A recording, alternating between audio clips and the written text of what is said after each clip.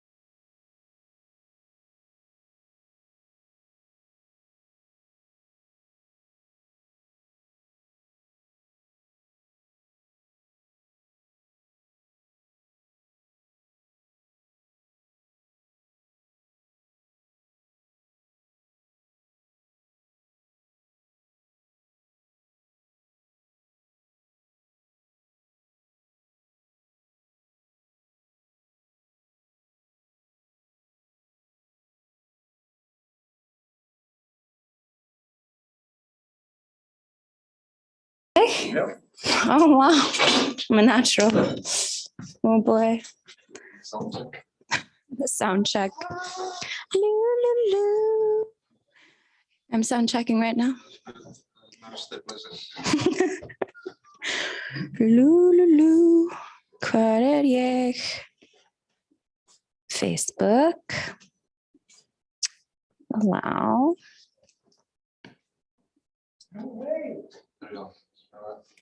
Ertu far? Já, ertu far? Takk. Ó, það er svo skrítið. Já. Þannig að skrattum eitthvað milli í pósanum með.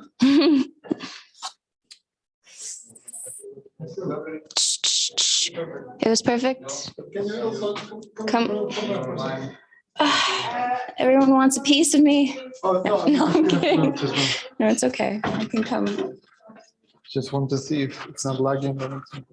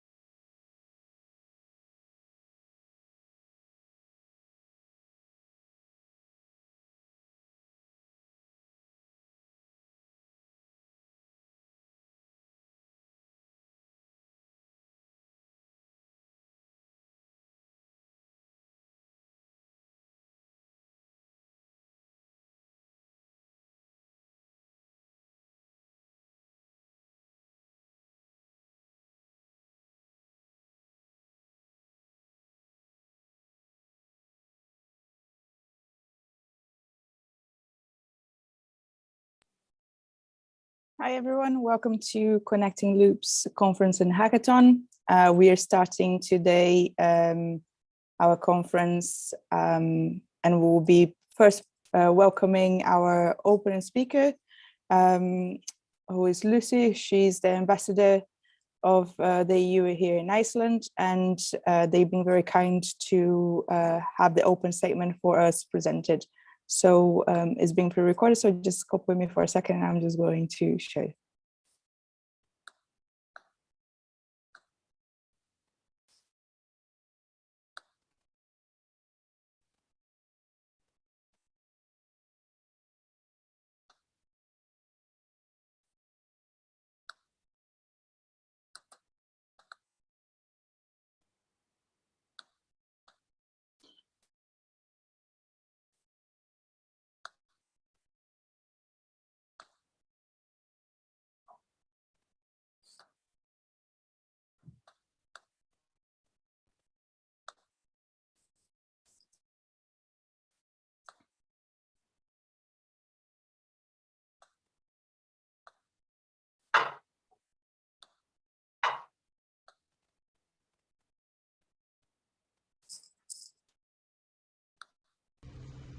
Good morning to you all. A very warm welcome to those of you who are following this event online. And first and foremost, a big thank you to the organizers for this exceptional and useful event. I'm very pleased to be able to open it on behalf of the European Union. The EU is a big proponent of the circular economy, and I consider it a great privilege to participate in the development of such a program in Iceland. We recognize the importance of an economy that works effectively at all scales to combat climate change. A large part of the EU's Green Deal concerns the circular economy. To guide work in this area, the EU has established a Circular Economy Action Plan, a progressive set of goals which are an important part of the EU becoming climate neutral by 2050, which is ultimately our objective. This will be achieved in collaboration between economic actors, consumers, citizens and civil society organizations. The Circular Economy Action Plan has several main goals. Firstly, we want to make sustainable products the norm in the EU, not an exception. For citizens, the circular economy will provide high quality, functional and safe products, which are efficient and affordable, last longer and are designed for reuse, repair and high quality recycling. We want sustainable products, services and business models to be the norm and to transform consumption patterns so that less waste is produced in the first place. In the area of sustainable products, the Circular Economy Action Plan will increase recycled content in products while ensuring their performance and safety, enable remanufacturing and high quality recycling, reducing carbon and environmental footprints, and restrict single use and countering premature obsolescence. Early next year, the European Commission will adopt the Sustainable Product Initiative that aims to make products placed on the EU market more sustainable. Secondly, we want to empower consumers and public buyers and make circularity work for people, regions and cities. The EU will promote a whole new range of sustainable services, product as service models and digital solutions, which will bring about a better quality of life, innovative jobs, and upgraded knowledge and skills. In 2021, the EU passed the Right to Repair law. It requires devices to work for at least a decade and gives consumers more freedom to dismantle and repair their devices. Thirdly, our focus will be on the sectors that use most resources and where the potential for circularity is high. This means areas such as electronics and ICT, batteries and vehicles, packaging, plastics, textiles, construction and buildings, but also food, water and nutrients. If we take plastic as an example, the EU will address the presence of microplastics in the environment by restricting intentionally added microplastics and by developing labeling, standardization, certification and regulatory measures on unintentional release of microplastics. Fourth, we want to ensure less waste. Just this month, the EU adopted a new proposal that aims to better regulate shipments of waste. Waste shipped across borders can generate risks for human health and the environment, especially when not properly controlled. At the same time, this waste can often have a positive economic value, a secondary raw material that can replace and reduce dependence on primary materials, and thereby contribute to a more circular economy. It's clear that the EU already does a lot, but we can't do this alone. Climate action must be global. This is why we are leading efforts also at a global level. The EU wants to drive efforts to a just, climate-neutral and resource-efficient planet. As mentioned before, the EU is working on addressing the use of plastic, not just within the EU. Building on our own strategy to reduce plastic waste, the EU wishes to lead efforts at international level to reach a global agreement on plastics and promote the uptake of the EU circular economy approach. The EU also wants to establish cultural norms on how we handle waste and pollution. Within the EU, we have reduced our carbon dioxide emissions by 17% in the past decade. Over the period of 1990 to 2018, the EU's contribution to global emissions is estimated to have decreased from 15% to only 8%. We want to help other countries to emulate this success. In conclusion, we must admit that this process towards a circular economy will require efforts from individuals and societies. But these efforts are of course necessary during unprecedented times such as ours. Ultimately, the transition to the circular economy will be systemic, deep and transformative. I believe that Iceland is an ideal partner for this action plan, and that Icelanders' interest in the circular economy is most encouraging. I believe that innovative new ways of encouraging reuse and repairs, like the Reykjavik tool library, is exactly how we will achieve our goals in creating a cleaner and healthier planet for all. Once again, thank you for allowing me to be here, and I wish you a wonderful seminar.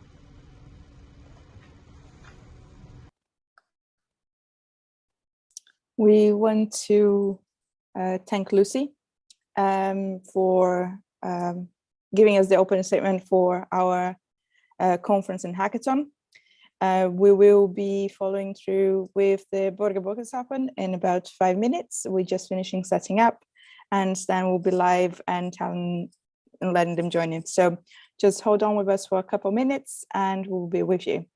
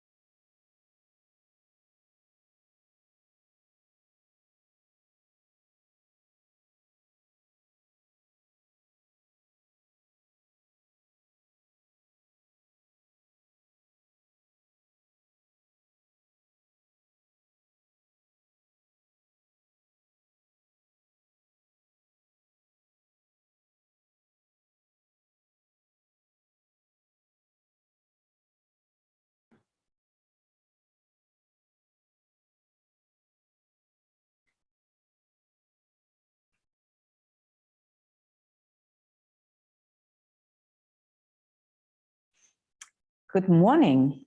I'm Guðrún from Reykjavik City Library, and this is Kalle from Reykjavik City Library also.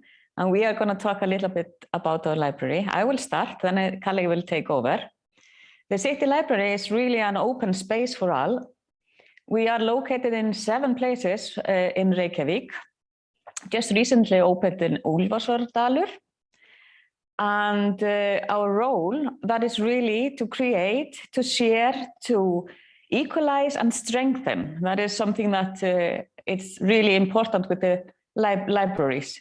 We try to work with our projects, thinking about the sustainable goals also. And with our strategic development, we work with those 4 principles: participation open to all, a sustainable community space, access for all, and also development, since we are going to build now a new central library, or transform our old one, actually. We are working with Tool Library on a new project that we are going to open, hopefully, next year in 4 of our libraries. It's going to be a tool library where you can access the tools, hopefully in Grófin, in Spöngin, in Kringlan, and in Gerðuberg Library. So hopefully around summertime or the autumn, you will have access to the tools there. But now Kalle will take over and tell you all about our makerspaces. Thanks, Guðrún. Grab the board. So the makerspace at the Reykjavik City Library is called the Verkstæði, which also kind of means the workshop. And in a single sentence, our main goal is just to provide access for everybody. Equal access for everybody to come in and use tools that are normally too expensive, or that we don't need everybody in Reykjavik owning the same software, the same 3D printer. We can share and have more together. The makerspace is actually 4 makerspaces. It's located in 4 libraries currently of the 7 that Guðrún mentioned. There's we are here right now in right across the street from Gerðuberg Library, and Úlfarsdalur is the newest one, the light blue one. And then there's Árbær, which is where the sewing machines are. And then downtown 101 Reykjavik is the Grófin makerspace, which is also pretty new.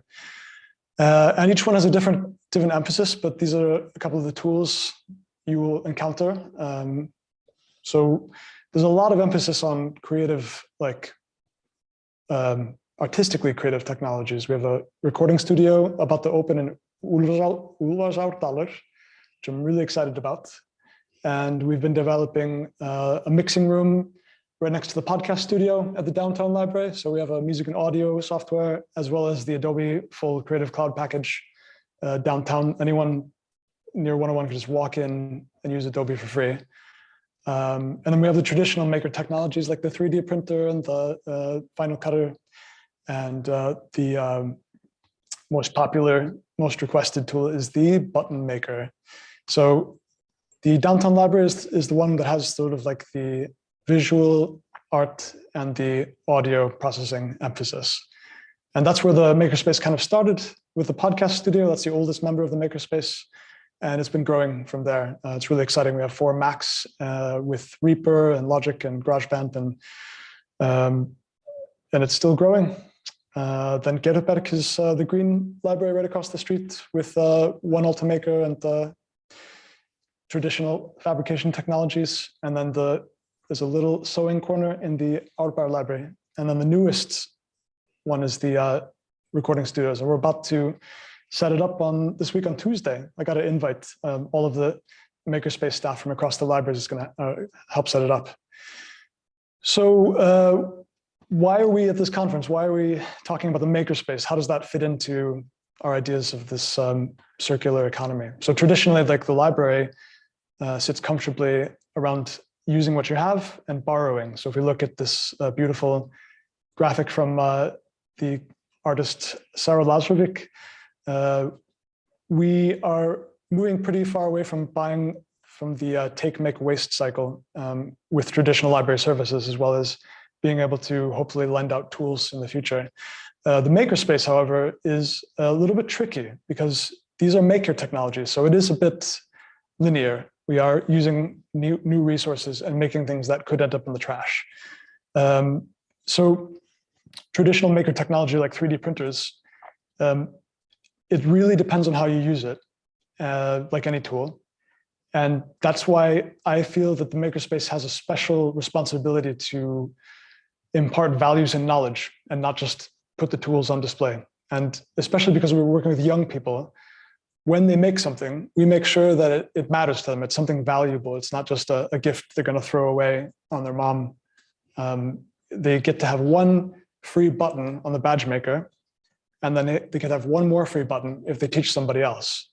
So we're emphasizing that they understand what they're doing, value it, because they only get one free before they have to pay 5 cents for the next one. And that they especially value teaching. So they learn by doing and they master by teaching.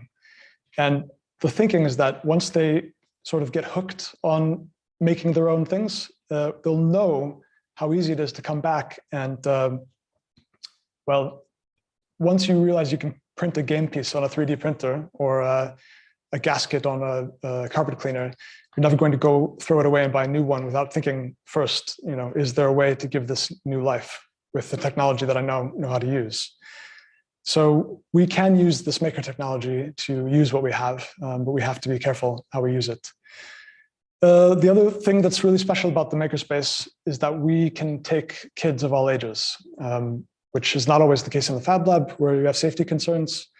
So, and then we also can provide access to commercial software, which is sometimes really important for musicians that need to work on a project in Pro Tools, or somebody that's locked into the Adobe system.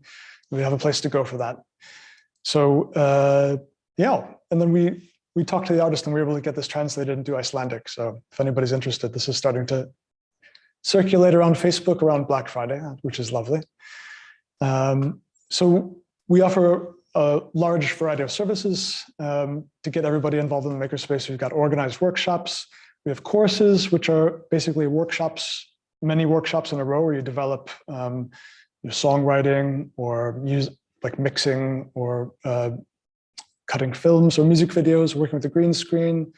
We're going to have a robot club this next year. And then we have school visits, which are for the younger people. So 8 to 12 years old, they'll come with 30 kids from their classroom and try out some iPads and compose a piece for 30 minutes and get a taste of the makerspace. Class bookings, that's when a school just says, we'd like to teach our normal class in the makerspace. So we've been getting visitors from Landakotsskóli at the downtown library. And that's a really ideal booking because we don't want, we want nonprofit ventures to sort of thrive in the makerspace. And the school is able to compensate a teacher, an electronic music teacher, in our case, Ýrurari, who works with us quite a lot. And then the kids basically are experiencing the makerspace for free because the school system sees to the teachers. Then we have bookings for people that can strike out on their own and are willing to just come and use the podcast studio or record or print on the 3D printer, who have a little experience. And then we are starting to get more independent clubs like the Anime Club and the Harry Potter Club, which aren't focused on the makerspace so much, but really like just hanging out there after school, watching their anime. The sewing machines and podcast studio are also, those are available for all ages, but it tends to be the older generation that's using it at the moment. And you'll notice that there's a little credit card next to booking and the podcast studio. Those are the only two services you need a library card for. So anybody in town can walk in, come into, sign up for a workshop, sign their kids up for a workshop, come to a course, or join the Anime Club. So we try to be really open to everybody. But there's always this little barrier of experience. So the key for us is to get people hooked by providing an open house every week, every month, depending on the makerspace, where you can walk in off the street, any age, any level of experience, any background, and we'll help you learn the technology from scratch. We're stealing this idea from the Fab Lab, which is right across the street from Gerðuberg. And basically, the way it works out now, the first week of the month, you could go to the one makerspace to do a sewing workshop on Monday. There's an open house near the 3D printer on Tuesday. open house downtown with the music makerspace on Wednesday. And then the newest library is going to open up a makerspace open house every Thursday, or at least the first Thursday of the month.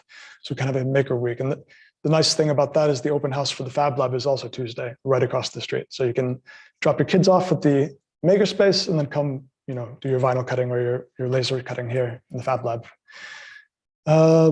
Yeah, so the open house is key to hooking people in with no experience, that we really want to make that first step into the makerspace as easy as possible. So it's just the open door, 3 to 5 p.m., 3 to 6 p.m. Once a week. You can just walk in. So this is a picture of the downtown music makerspace. And we don't have any restrictions on how you can use it. But if you need help, we're standing by and we can show you how to start using Ableton, make a beat, give you a little bit of coaching. Yeah. And then it's really fun to see the kids experience their first sticker printing on the vinyl cutter. We also had these magnet tiles, which teach them sort of architectural principles. But of course, the badge maker is #1 most popular technology that we have. We had an open house outside. We took over the gróðurhús, the greenhouse on Lækjartorg. And that was really fun because it was an open house every day. And so anybody walking by the center of downtown could come and make a badge. Right here, the girls were printing a bunch of Netflix avatars to make their badges. That was lovely to see. And then, of course, everybody loves a good time lapse of the 3D printer.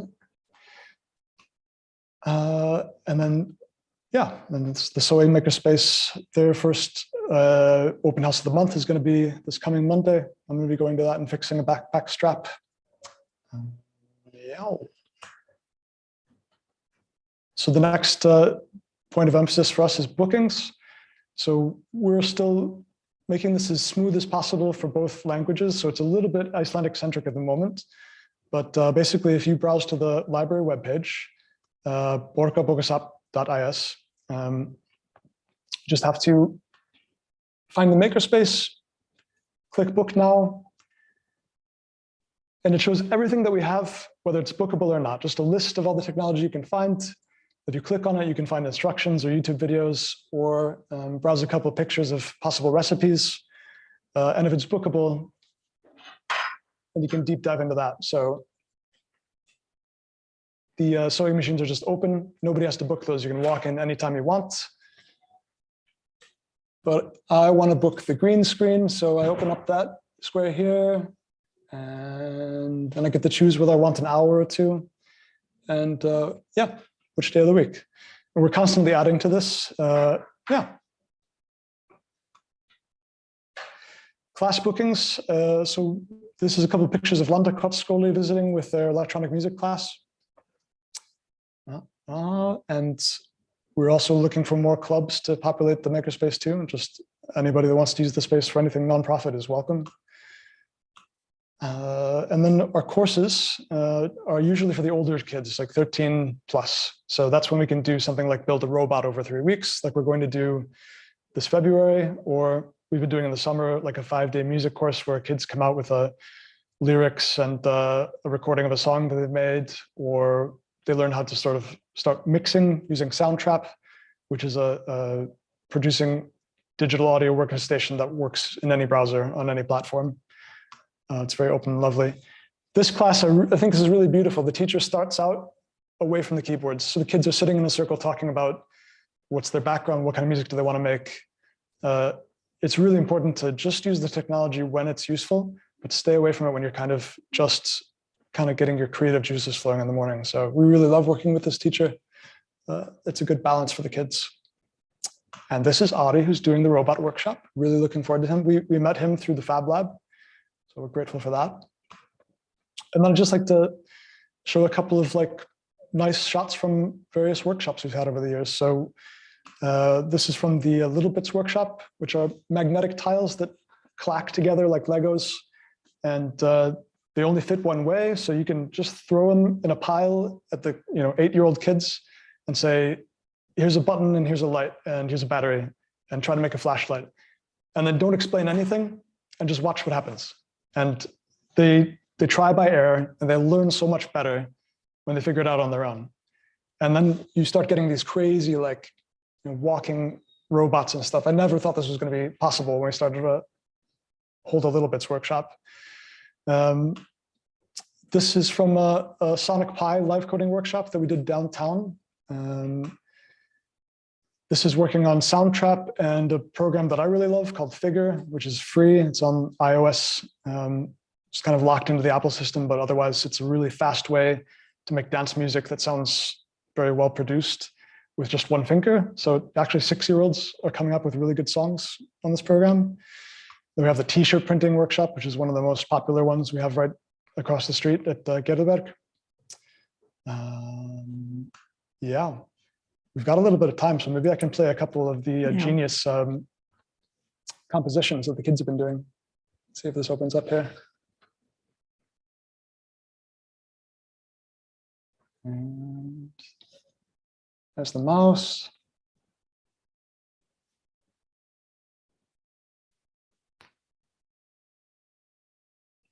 Maybe we won't get to see it today if the internet doesn't kick in.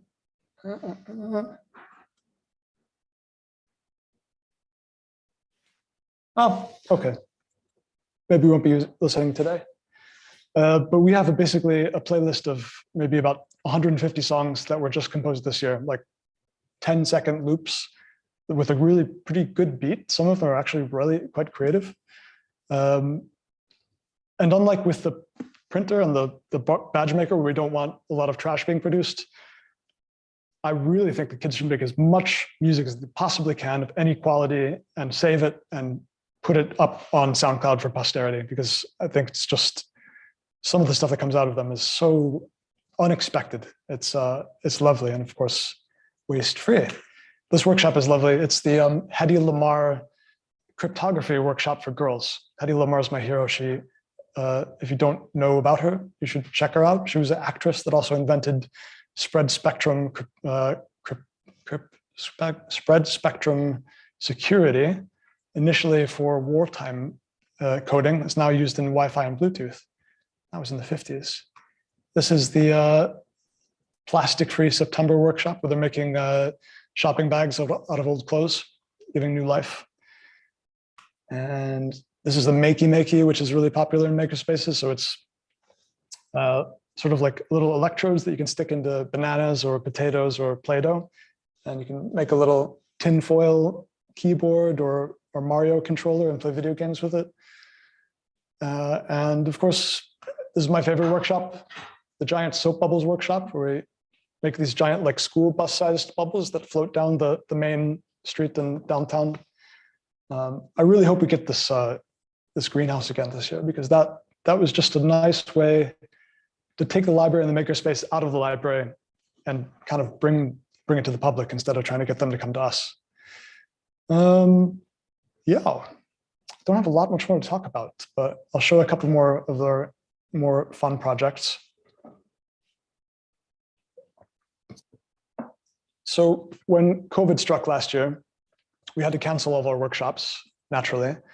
And we still had a lot of time on our hands to schedule things. So we started throwing together these online workshops called Fiktvarpið, or the Hackcast, something like that. So Svavar Knútur did a ukulele workshop, streamed from my basement. Úlfur from Fólk Reykjavik did a scratch workshop, and you could follow along on Facebook Live or do it on your own time, pause and rewind. Anna from the Reykjavik Tool Library did a really great recycled candle making workshop. Just filmed it in her kitchen, sent it to me. No physical contact, everything super safe.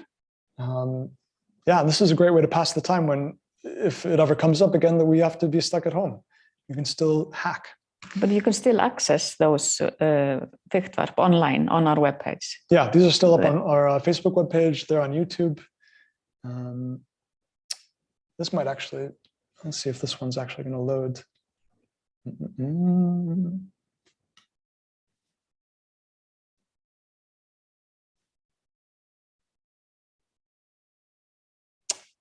Yeah, I'm not going to wait for the internet today. But this was a stop motion animation workshop that one of the designers that used to work with the library put together. It was brilliant. She made a little animated bear that took off on a rocket. And then one of the most fun things we did when there was a moment of everybody can go outside again, it was just the perfect timing to have a giant synthesizer expo right around the birthday of Robert Moog. And we're going to do it again this year. We call it the Synthbaile, or the Den of Synth. And it's, again, it's not really teaching anything. It's just access to technology that you would never see. You wouldn't buy it, all of this to have in your house, but you can try like a real Moog. You can, like Hermigevil was right up in the back there with the little Moog tower. You can play Hermigevil's synths. Auður came with a Ableton setup, and DJ Flugvél GameSkip came with a really rare Shruti synthesizer that was awesome. And just I would love that every age came to this and found something to just lose themselves in. Many of our librarians got lost as well. And yeah, we basically are trying to create an open platform that's available in times of COVID or in times of being able to physically appear. And I think we're going to have a lot to learn from this conference, but I think, yeah, that's all I've got to share today. But thank you so much for inviting us. I'm done a bit early. Hope that's okay. We can take questions.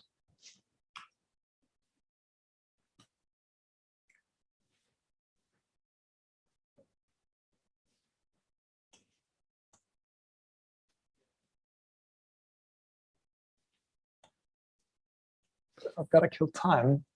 I can find the video. Yeah, maybe we can get some of these examples videos to work. Let's see what I got. There we go.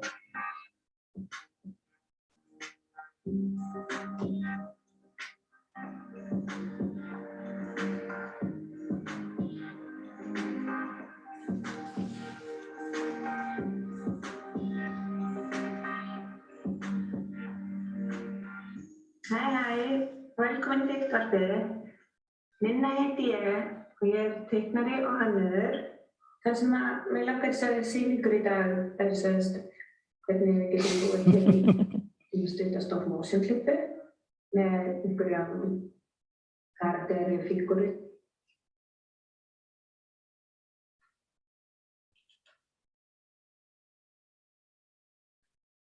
So we also had I think we had a bunch of really great fiktvarps that I can show you without having to load every single video.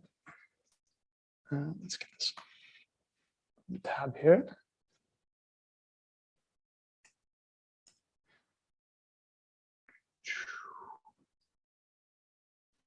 It's going to be fun finding this mouse. Let's go back up here.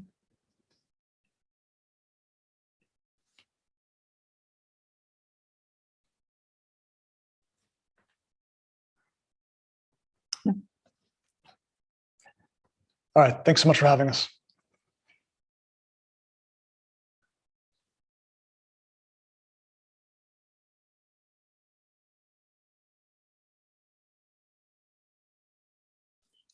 Hi, everyone. We're going to give 5 minutes before we ask the guys from Borgarbókasafn any questions. So please, if you have any questions, send them now. And we'll see you in 5 minutes at 10:40 for the questions. Thank you.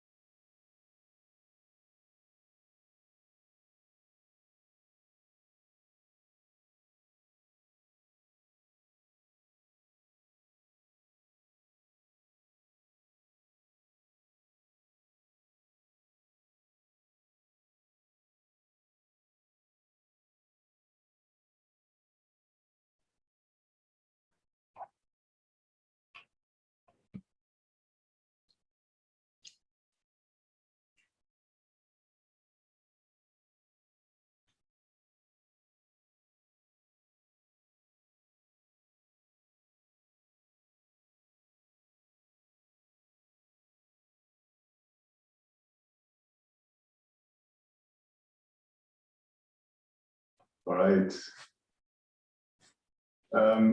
So if people want to connect to the infrastructure that are the libraries in the municipality of Reykjavik, how would they go about it? Like, what is the capacity for the libraries to involve entrepreneurship and stuff like this? I mean, the main gateway for us is the open house, where anybody can walk in without any book, like library card. They could speak any language, and we'll try to get them started on the technology. You only need a library card when you want to start to book a room with no supervision, like the podcast recording room. But we try to show you how to do that before that even comes up. Yeah, but it's also not only like the makerspaces, because it's really a space that is open for all. So you can also come there and just work. That we have tables and chairs and so on, and projectors and all kinds. So you can have meetings, or if you are going to present something for somebody, you can use our spaces to do that. And just study or try. Also, if you have some prototypes and you might want to test them out with the public or something, it's also important that you can come and just have conversations, open conversations. It's really a space where you meet people from all ages and genders and nationalities. So it's really a good place to start a conversation also. Yeah, exactly. The libraries are really, it's a great infrastructure for our community. So that's why I'm thinking this is absolutely wonderful. Yeah, but we are also gonna open in Spöngin, another makerspace that is gonna be more with art programs and so on. Mm-hmm. So we always try to be bold in experiments. So if you, for example, would have an idea and you would like to match it with our library, we're also really open to listen to what the public has, and people have, they want to try something out or just do something, then please contact us and we will find some ways also. I mean, one example is I really look forward to, if we get it through, having a tool library in the library that's in the mall, right in the face of take, make, and waste. That would be fantastic. It's still in the works, but that the map is slowly filling in that giant space between 101 and 111. We're slowly adding more makerspace technologies to the other libraries in the middle. You talked a little bit about a Hackcast. Can you elaborate a little bit further? And when is the next event, maybe? So it's a bit indefinitely suspended because we are now putting all of our energy into the live workshops. But if there's a situation where, some people won't be able to attend because of the risk to their health, we'll definitely wake that up again. And the best process that we came up with was, rather than trying to stream everything live, was actually having the teacher record it beforehand, hit play, and then just be on Facebook Live answering questions while the teaching is going on. It comes out a lot more professionally, and we're able to put a little bit of trailer in the beginning and end and make a bit of a production of it.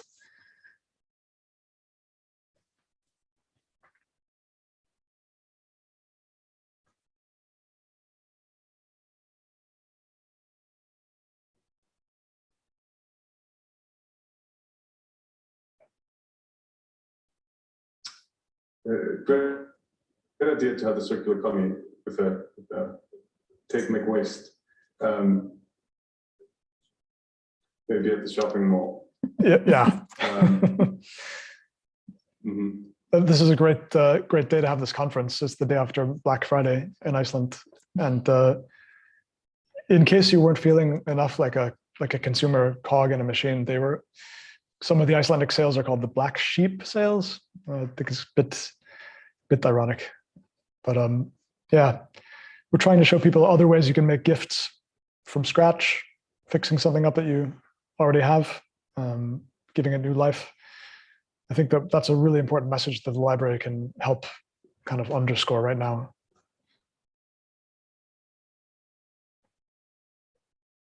Yeah, I agree with that. I didn't catch it. Did you mention some upcoming events to this Hackcast? Or any ideas to try to work against this consumeristic culture that we have?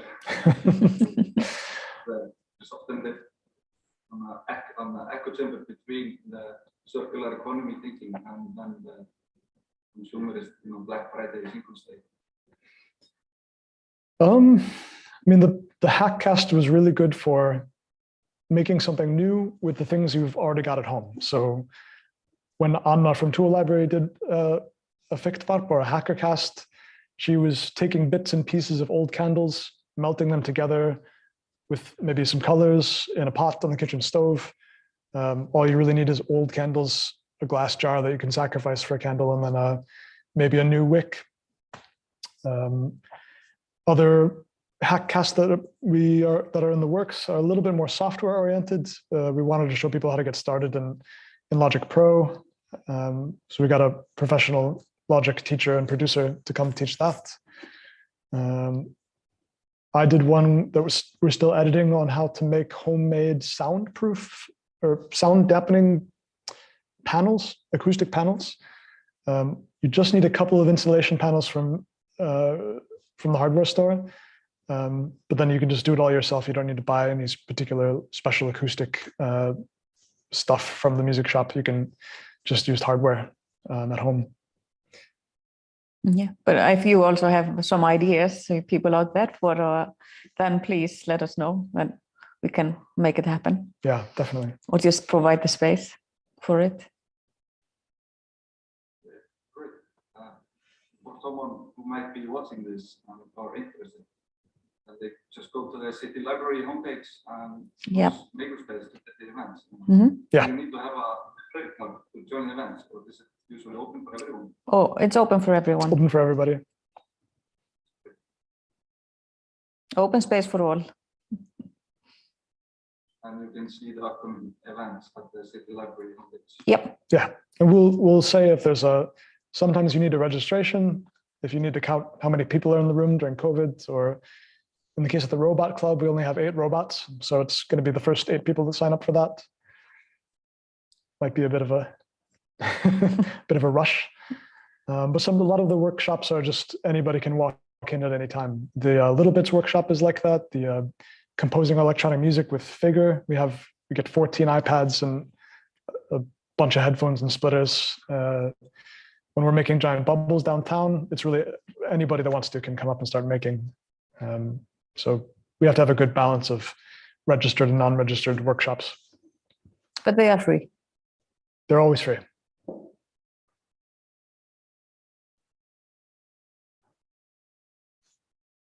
I feel like a bit of a ghost here. It's disappearing. Any more questions? Yeah, if someone has an idea for a workshop they want to elaborate it, can they contact you for some future events? Absolutely. We are always looking for workshop leaders or anybody that wants to show off what they're doing. So I think we had a suggestion for, I think somebody wanted to teach Adobe Premiere, and we don't currently have a teacher for that. So we are contacting them and thinking about next year with them. Ari from the Fab Lab, he's got a million ideas, and we just said yes to the robots one, but we're hoping that he can do maybe a cable repair workshop, so you don't have to throw your headphones away anymore. There's a lot of things you can do, great things you can do with the soldering iron, and we've got kid-sized ones, believe it or not. So any ideas are welcome, and you just send them to, send them to the library, and they'll get into my hands. We'll definitely say yes. Really cool. Yeah, and one big question, what role do you think that libraries play in our society and the makerspace? It's a good question. What do you think? I think it's to equalize access. So because we are offering all those free programs and for all ages, and just that you learn. You see all of this equipment and all these possibilities, and we try to reach out also through our network somehow. That it's really, really important that it's not only about information, it's not only about books anymore, it's about all those new technical things and everything, and you should be having access to read that also. So it's important that we grow and change and transform like the world is doing, and somehow mirror what's happening always. Right. We'll always have to keep up with technological literacy and make sure that the public always has access to whatever age level or ability level you have to be able to use the current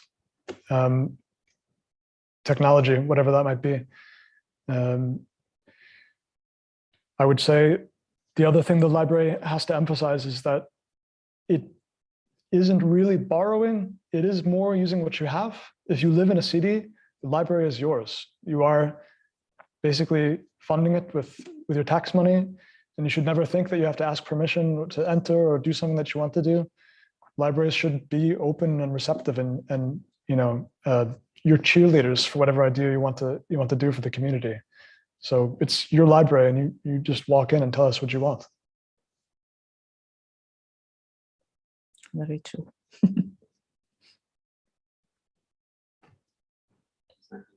Exactly. You did mention a little bit that you had to cancel some plans with the COVID-19. So the restrictions are kind of coming back now. Do you see it impacting future events? So do you have any ideas how we can try to break down the clear effect on people? We can try to reach people and we be together. It's really tricky because to make a streamed workshop interesting, it has to be really well produced. It can't, I just remember so many things happening on Facebook Live when the first quarantine period came down that I was just getting overwhelmed with this fear of missing out. And I think we're still figuring out the answer to that. I don't really know whether streamed material is the final answer to how to serve people in a lockdown state. There's also a question of sort of unequal access when you need to have at least a good enough computer to stream Facebook and run the program that you're working on, which really means that you can't do it on a phone. You probably need 2 monitors. You lose a bit of the equality factor there. So it's something we're still thinking about. And we'll probably have to think about it again. It's a really good question. I would just hope that we don't have to close the library again. Yeah, yeah.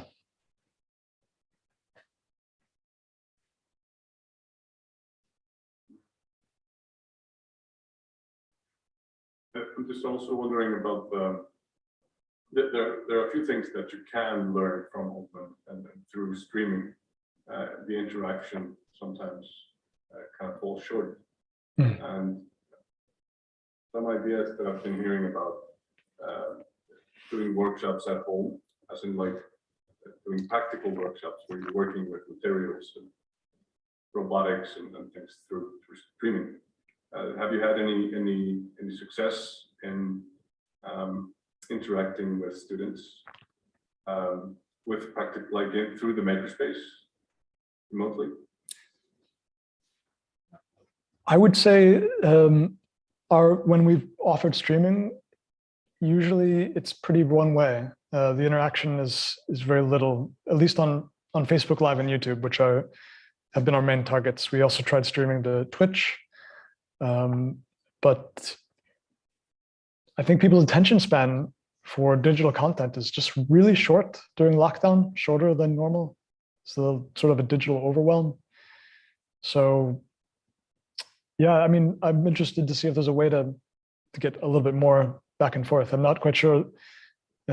Might have to ask you more about your thoughts on this, practical robotics in an interactive way. That's more than just a streamed video. That that might break the fourth wall a bit.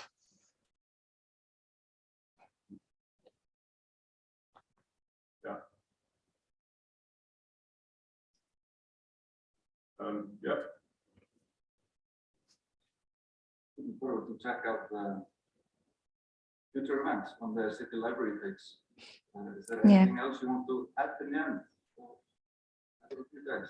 Come to open house, walk in, and anytime, you know, when there is one, it's almost every week. One of the makerspaces has an open house, and you don't have to know anything. You could be all thumbs. Just say, hey, tell me what to do. Give me a project idea, and we'll tell you how to make a electronic beat. Or I'm really looking forward. I go to the sewing open house every month. I just made pockets again on my old black jeans. Just the feeling of doing one thing instead of throwing the piece of clothing away, that gives it like another year of life. It's just so liberating, like to push the gas in the sewing machine and watch it fly. Really recommend just showing up at an open house with open mind and no ideas. And you don't need the library card for that. Don't need a library card, don't need an ID, don't need to be a certain age, whatever. You're welcome to come.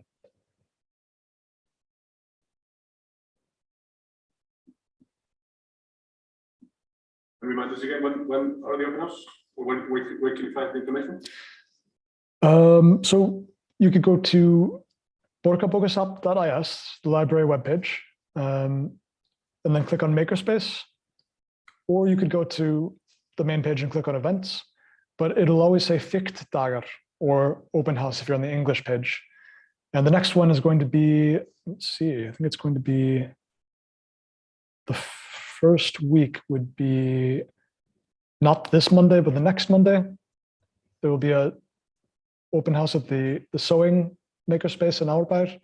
The day after that will be an open house here in Gerðuberg with the 3D printer, the vinyl cutter, and the badge maker. You can print one thing and make 100 badges. So the first kid that gets to the printer gets to print out a Squid Game mask again. On Wednesday, there will be an open house, like the day immediately after at the music makerspace downtown. And then starting in 2022, the Ýrurari is going to have open houses on Thursdays. So right away, like in a week's time, you can start showing up. We're ready for it. Wonderful. Thank you so much. Yeah, Thanks for having us.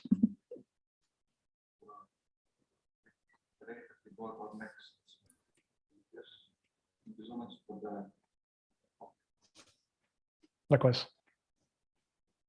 right, so now we're going to go on a little break, everybody. And while we change speakers, thank you very much, Borgarbókasafn, for coming and speaking to us. We're actually, Stefan and Hafrida are at the library right now with the possible participants of the hackathon. So thank you very much for coming, guys.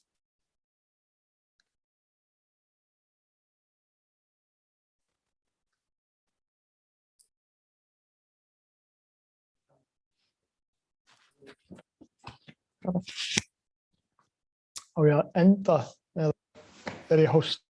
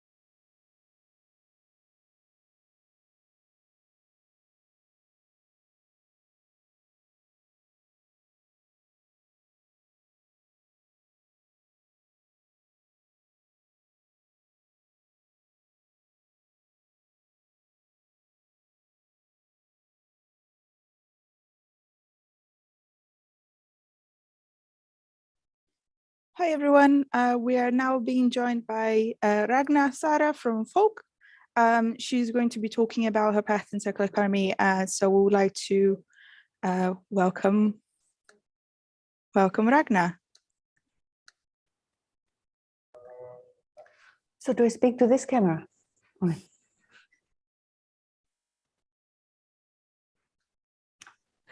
So hi, I'm Ragna and I'm the founder of Fólk Reykjavik. I hope you're waking up beautifully this Saturday morning. And I am going to present to you my brand, Fólk, which is an Icelandic design brand, focusing on sustainability and circularity. And I'm super happy to be here, I have to say. And I want to thank the two library for this initiative. We're going into very important phase where we need to increase our focus on how we can get ourselves more into the circular economy. It's very important. So I am in the business of materials.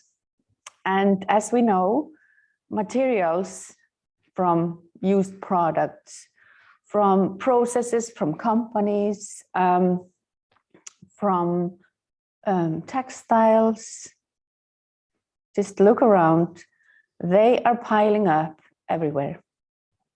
We don't know what to do with all the used furniture, items, clothes. We need to find new streams, new methods, new ways to recycle, reuse, upcycle these materials. This is on my mind every day. Let me tell you why I founded Fólk. I was a sustainability consultant and manager, and I was a fan of design. I'm an anthropologist and have a major in business, in international business. And I was alarmed by the way we consume. And I felt that, you know, every Christmas, now Christmas is coming, that I felt really bad. I just felt so much material piling up around me and my family. And I really, really wanted to make a change. I wanted to somehow redesign our world, design in a new way products that we could use for longer time, from more natural materials, from non-polluting materials, and so on. So I started this journey and I have been on it for 6 years now. And every day is a new challenge and interesting opportunities. You can see behind me a few of the products we have already made. Each of them has some function, like multifunctionality, are made from certified materials or recycled materials, which you can find more about on our website. So our mission is to design products that encourage sustainability and the transition to the circular economy. And this is not an easy task, but we are on a journey, and that is important, that we look at it that way, that we are on a journey.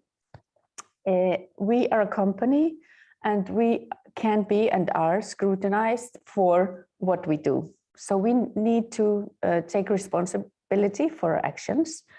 And actually soon, companies will be made to take more responsibility for what they do with new regulations coming in on behalf of the EU. So we know that this is coming.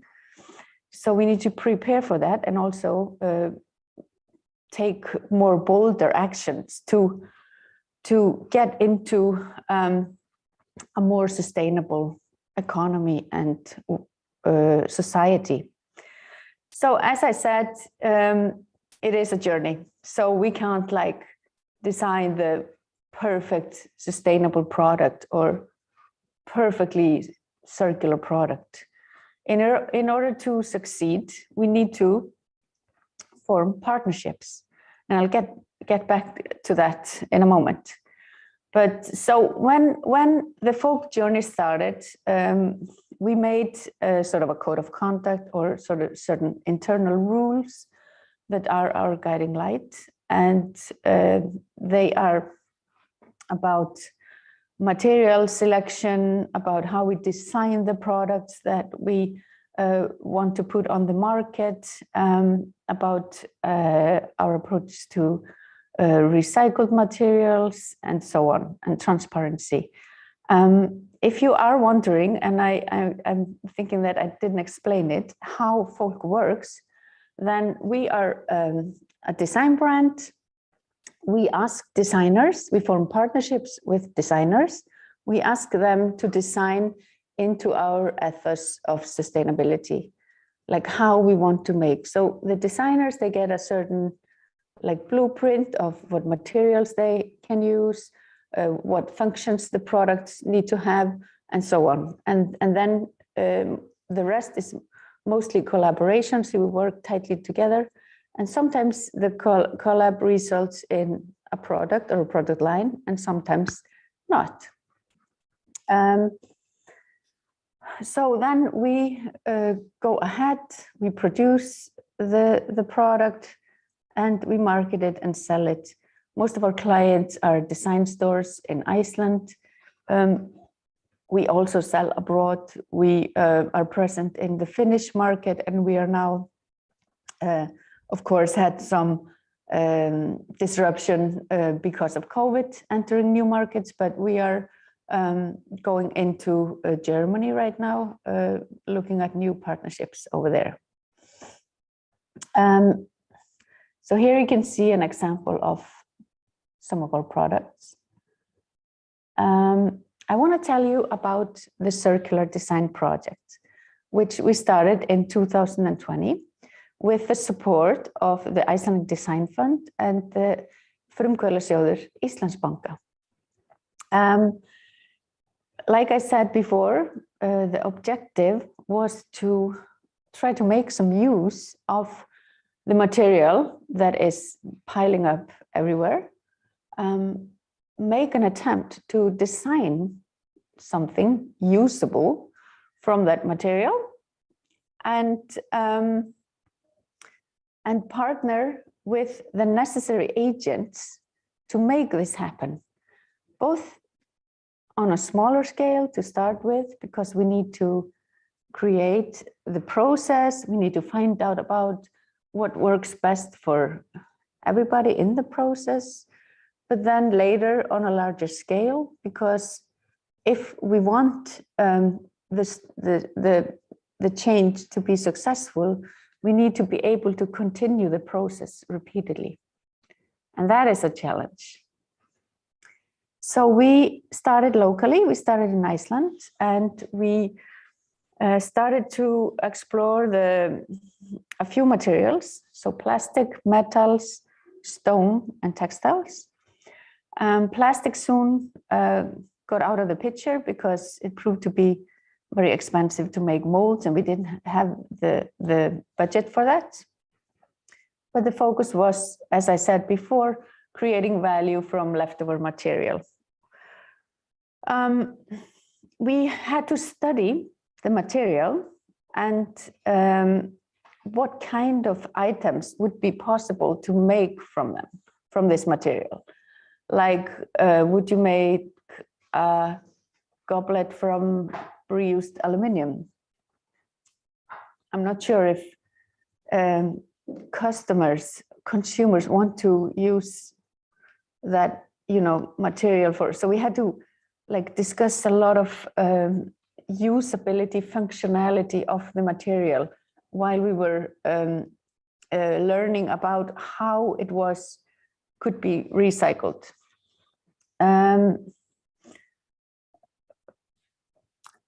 Yeah, one part of the project, I just want to mention it here, is also about not only about creating new material from new processes and products from materials, but also about exploring new business models. Like, how can we transit to a more circular way of consuming?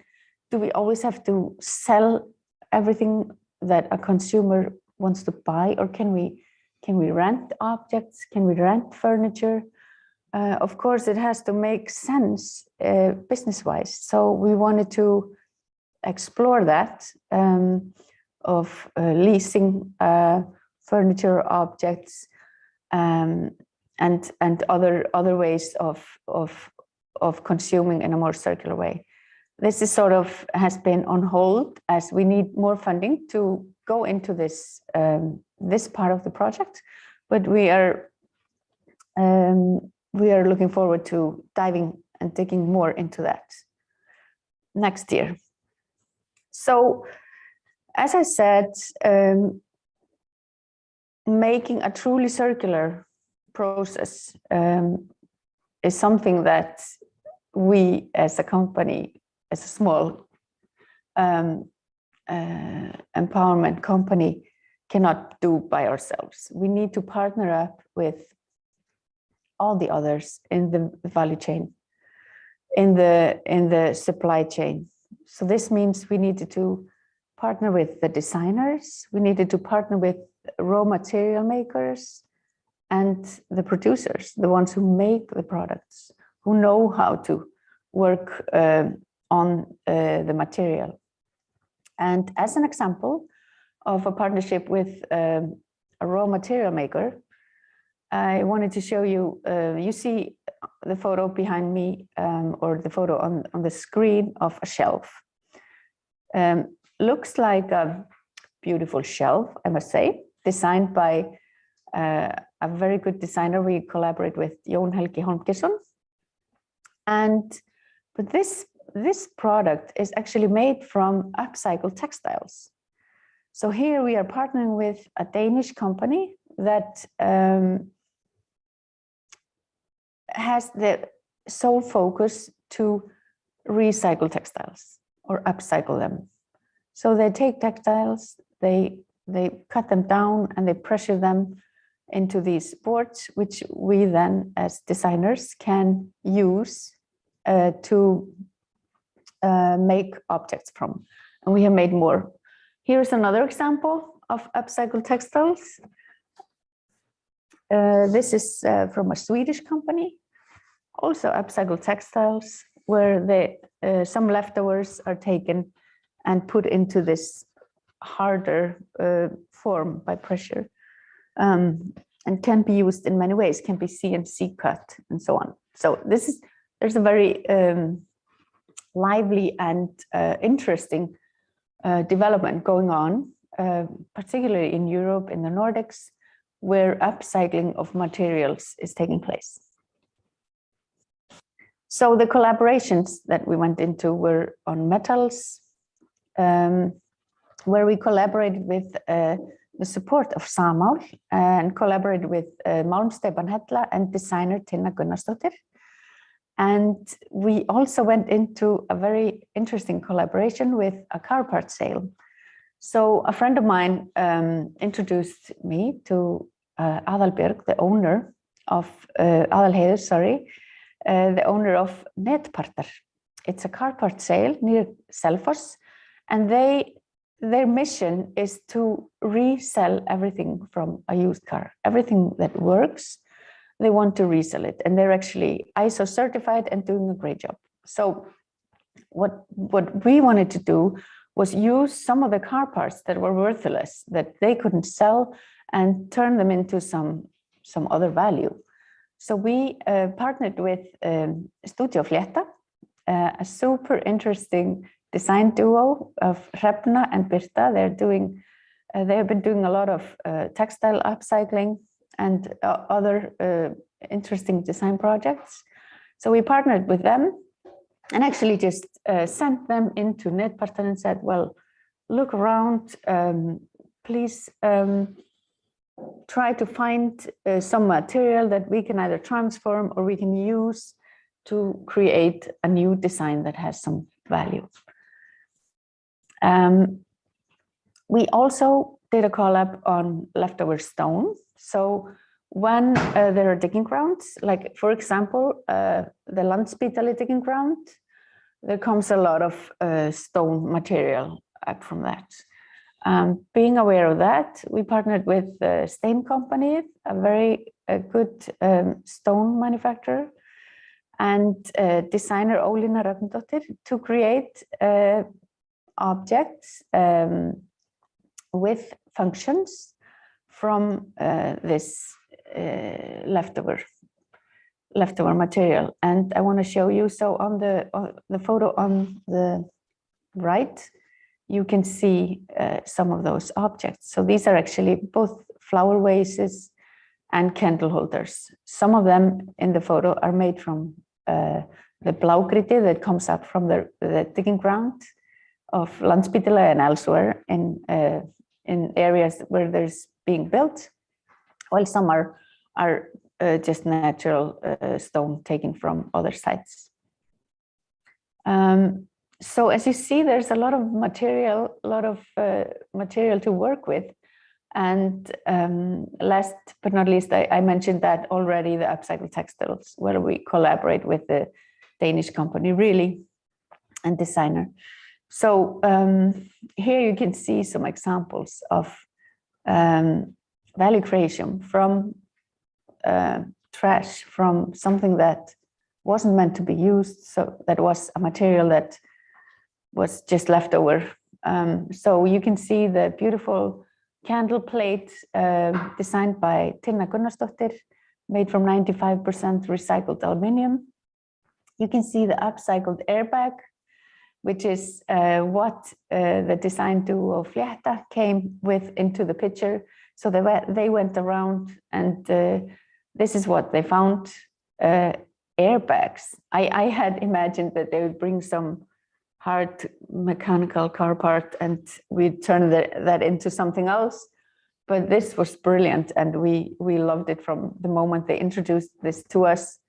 They said, we just noticed in the old cars that were meant to be thrown away, that there was this beautiful textiles hanging out of the steering wheels.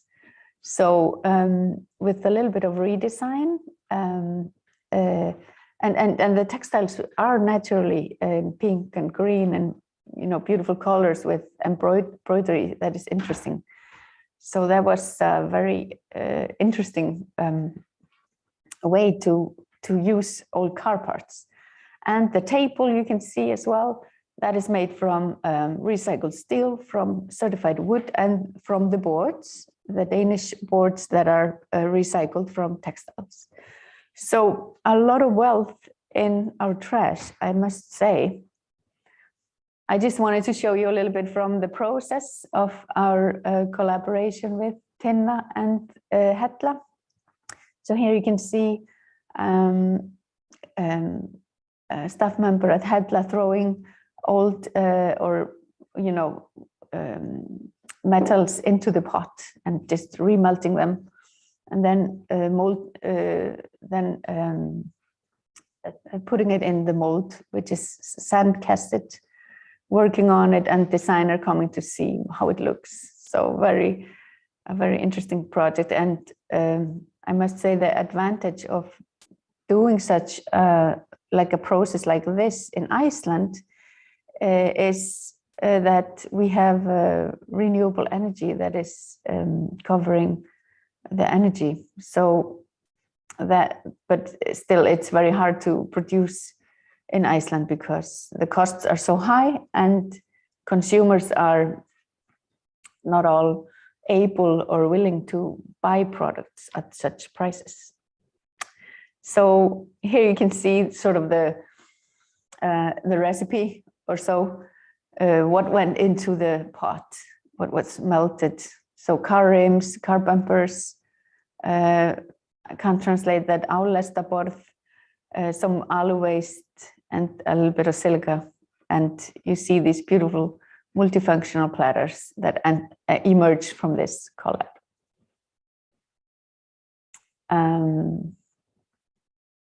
Few more photos. So here you can see a glimpse into Netpartar, the car part sale near Selfoss. a lot of glass, a lot of car rims, a lot of metals, Studio Flétta. And the moment they found the textiles, the airbags from the used cars. So a happy moment. And here you can see the airbags. They are actually so beautiful. And when we had decided on that, to make this the product we wanted to emerge from this collaboration, then we needed to sort out the filling. And as Iceland is super small, we had a conversation with the Landspítali, and it turned out that they had they had donated a lot of duvets to the Red Cross. So we were able to use some of the duvets as a filling for the cushions. So that was also a recycling or upcycling process. Yeah, just a few thoughts. I hope this has been interesting for you. I am not sure about the time, how much time there's left. Okay.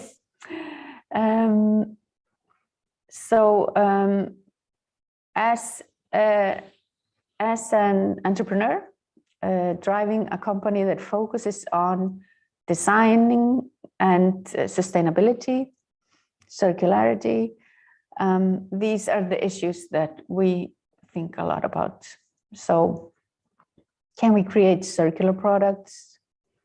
Yes, we can. We still need to find out how to scale this process. So this was sort of the R&D process that I've told you about. We now need to find out where is there a steady stream of airbags, for example, in Europe, which we can plug into, use the airbags and continue the way how we create the airbag, the cushions from this leftover stream. We're working on that right now. We also need to think about how can we decrease the carbon footprint of the products that we make. So right now we are actually in the process of measuring the carbon footprint, because when we have done that, we can take actions on lowering it or offsetting it with some credible certified ways. Sustainable products. This is very hard to define, and for the general public and customers, this is actually a very just like a big idea which you're not really sure what it means. And it's true for everyone, but we have chosen to be transparent, to disclose what we are thinking, how for us it means, what for us sustainability means. Of course, it means we are trying to, in every step of the process, to decrease the negative environmental and social impacts of creating this product, and increasing the way and increasing the positive ways. 80% of a product's environmental impacts are decided upon in the design phase. So that is where we need to have our focus. We need to even redesign some of the existing products that we are constantly purchasing, because their impacts are not positive. And of course, natural materials is something that we want to work with, and designing from materials that are long lasting, that don't have a coating that will scratch and decrease the value of the product is important. So these are things that we are constantly thinking about. And I mean, I guess time is going to be over soon, but I could go on and discuss with you guys this for a long time. So I'm just going to wrap this up right now. We focus on transparency. We are aware of the urgency. We will need to redesign products. We want to decouple value creation with resource consumption. And in order to make this successful, we need to make partnerships. So thank you for today. I hope you are enjoying the rest of the conference.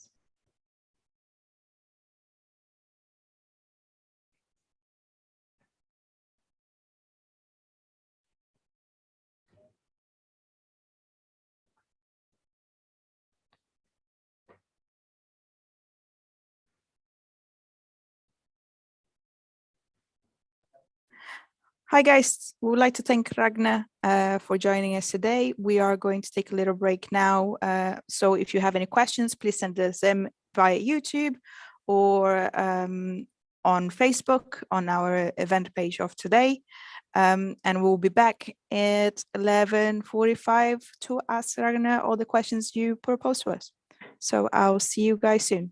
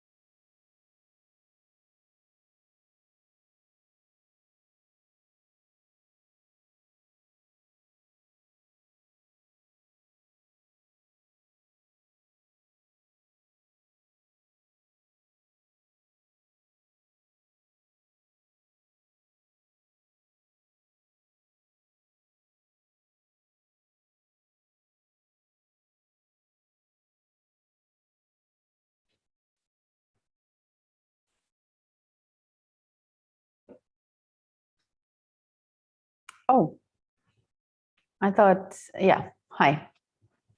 So, Stefan? Yes, hi, thank you for your talk. Thank you. Do you have any questions? Yes, I would like to start by thanking you for your talk. And it was a little difficult on some of the slides to read the text, but for those who are participating, we are gonna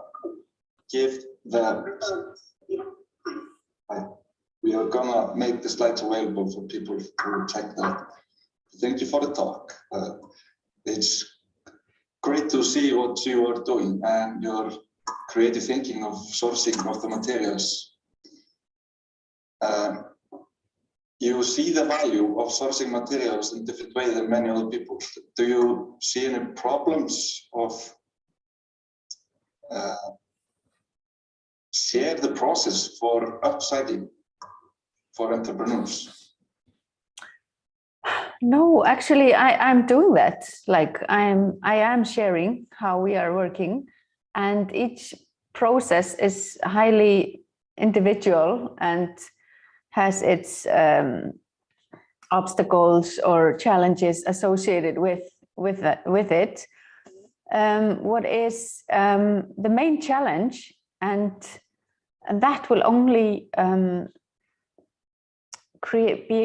we will only be able to create success, as I said before, when we enter a reiterative, repeatable process where we can get access to the same material constantly over a period of time.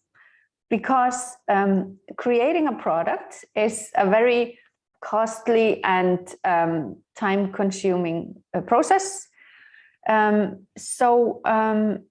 which the consumer is not always, in most cases, not willing to pay for. So the consumer wants the circular product to be on the similar price as regular products. So our challenge is, as I said, to create this process in a larger scale. Most of the companies in Iceland, as you know, are not set up for like mass scale production or something like that, but they are fantastic collaborators in the development phase. But like now we are working in Poland with companies that are manufacturers, and we are working with our, we have hired a person for sourcing in Poland. So he is working on making sure and working with the local companies there to source recycled aluminum, just the way we did. And the same goes for the airbags. We are now trying to look for the same stream, like talking to car part sales, even airbag manufacturers or car manufacturers, like, do you have a leftover pile of airbags that we can use for a process? So it takes time. The challenge is not all are willing to pay for what we are doing. So we need to get the process right, and then we're going to be successful. But luckily, there's a lot of people interested in becoming more circular. So in that way, we don't have a problem with forming partnerships with, for example, suppliers or manufacturers abroad as well. So people feel the urgency of this matter. Yes. Yeah, it seems to be kind of a challenge to take on the circular approach in it. What about support? Do you feel there is enough support for this material sourcing, you know, on behalf of the government or other support institutions? Do you want the honest answer? Well, no, definitely not. I mean, in my opinion, we talk a lot about sustainability, circularity, women funding women entrepreneurs. I mean, it's just words. There are almost no actions. Like the funds that we have got for this project is like 2.5 million total, you know. So, however, companies or entrepreneurs that are focusing on technology or some engineering innovations, they get a lot more funds. They have access to the technological fund. It's hard for us, you know, to get from that fund as a designing company. So yes, I don't think there is enough support. I think it will change. I think there will be incremental. I hope so. There will be more actions following the bunch of words that are in the discourse. I'm trying to be positive about it, but I must say that it is tempting to go to other countries and work on this in a more intensive way. Like I mentioned, Denmark. They are they are rapidly advancing on this issue. They have a lot of companies like we are partnering with, you know, this textile company. We have other partnerships. We have much more focus, much more resources on the issue. So it is tempting to sort of go seek the support there. Yeah, okay. Thank you for the honest answer. It was brutally honest. Maybe some are going to be offended, but it is out of recent experience that I share this. Yeah. But I love the mindset that you are in on the material and the source and origin of the material and how you storytell where it comes from. For example, the aluminium. You mentioned that it's a very high traceability and you really highlight the point of where it comes from. Usually a lot of products, people don't think at all about where the material is coming from. Do you have anything to tell about how you storytell the source where it comes from? Yeah, actually, we would like to do much more of the storytelling. Like we have had scheduled like making a video of all our products and where they come from, how they are designed, how we think about the material choice, how we consider the CO2 footprint, you know, each phase. Like it's so interesting, and people tend to find it interesting. But then there's this funny divide that happens.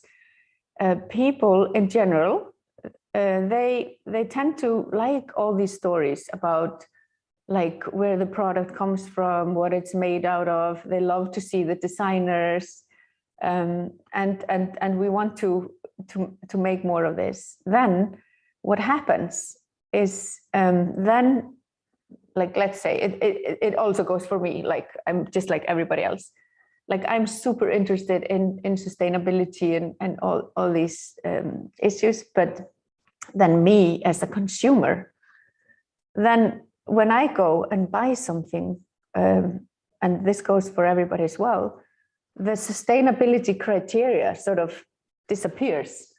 Then we tend to think more about the price, about the emotional value, like, do we really want this? Is this signaling something, you know, in my society? So these are the things that make us do choices as consumers. So I would like to somehow help us to become wholer in this view, that we have the sustainability criteria also around us when we make choices as consumers. So let's say, for example, you go and you buy a food product. It has the ingredients in it. You can always read what's in it and you can base your choices on that. I would like the same to be for like interior products, furniture, you know, consumer goods. Like, what is the CO2 footprint? What is it made out of? Like, what are the ingredients? Because I think people, but it's just part of a phase, like a development phase. We need to learn how to deal with this information, and I think we're getting there. Yeah, I agree. I think for all materials, you should have the right to know where it comes from and what kind of an impact it has, especially with the food. Same for materials and clothing. Did it come from an ethical source, or what is it made of? There's a lot of ignorance about the impact of the choices we're making. And like you were saying, it's usually in the end the price that has the most effect. Yeah, so we have to be very, very strict when we make products on the price, that it is competitive to other products. And then we can be in the shelf, you know, with other products, and we can be accountable for the material, the processes, everything. But the price is a determining factor for us as a company that sells products to retailers.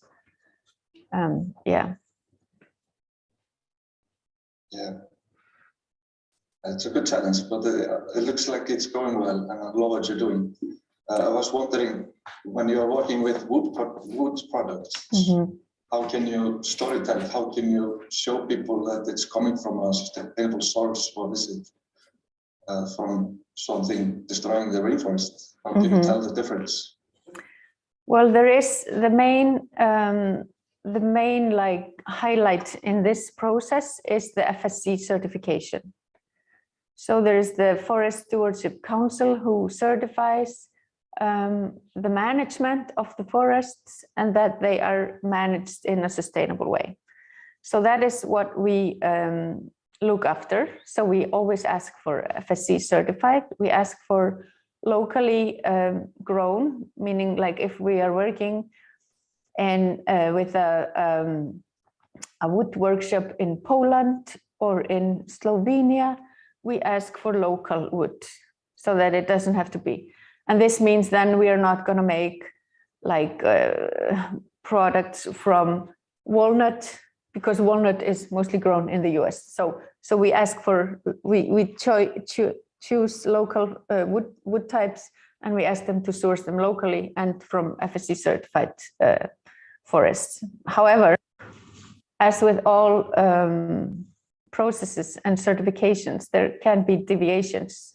Like there can be some that are like that don't have a real certification. So we always need to look out for that and be aware. Yeah, so that is a problem. But how intense it is, I'm not willing to, or I can't really evaluate it. Like how I haven't gone into like spying on, you know, our suppliers or anything like that. Yeah, that's a whole challenge for itself. Yeah, the certification and trying to be sure that there's no bad greenwashing going on. Yes, but sustainable wood sourcing is you can make the connection to the deforestation and from that to climate change. Is there any like main impact design that you are doing that has other climate change positive impacts? Like, can you explain a little more what you mean? What is the main impact design that can have good effect on climate change? There's a question that I've got in the comments. Yeah. I just mentioned the wood sourcing. Yeah, it's very hard to have a measurable overview of all the factors in the design phase and the production phase, because there are so many factors there are to consider. There is the material, and the CO2 footprint of the material. There is the way how we work it and how much trash or how much leftover you cut off from the material to consider. But the main sort of thing that we can focus on right now as a measurable and manageable factor is the CO2 footprint.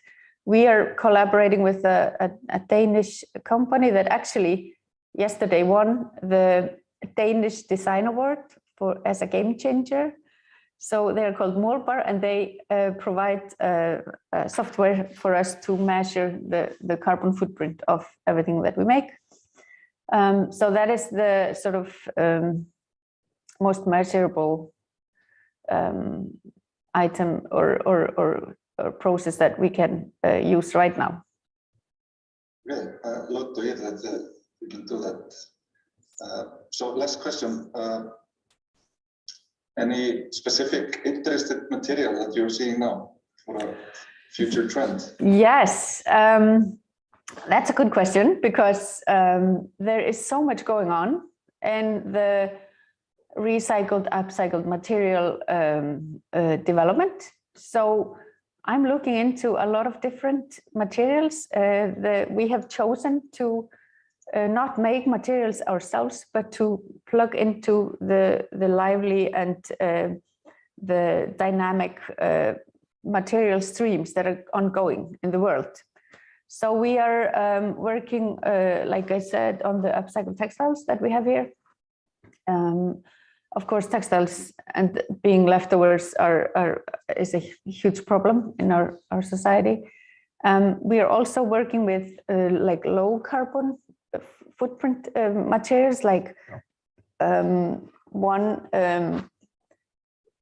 material that is made out of eelgrass.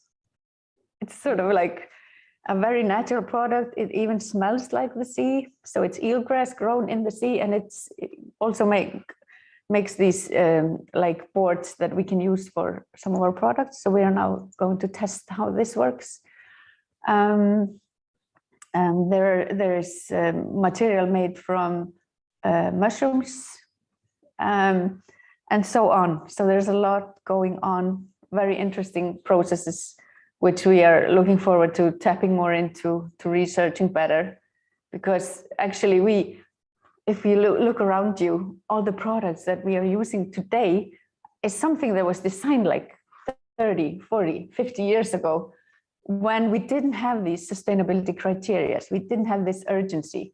So it's very important for us to go ahead, redesign, create something that is more appropriate for the environment we live in today.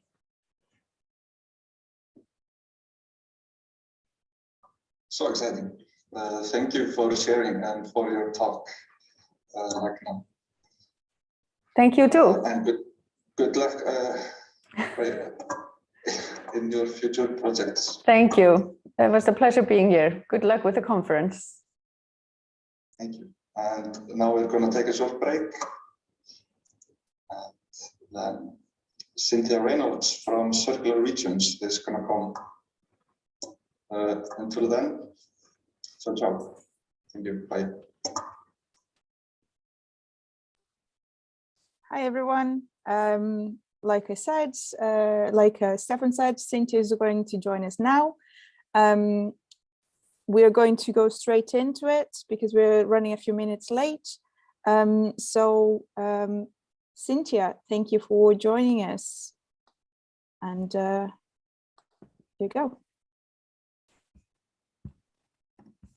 Just share my screen here.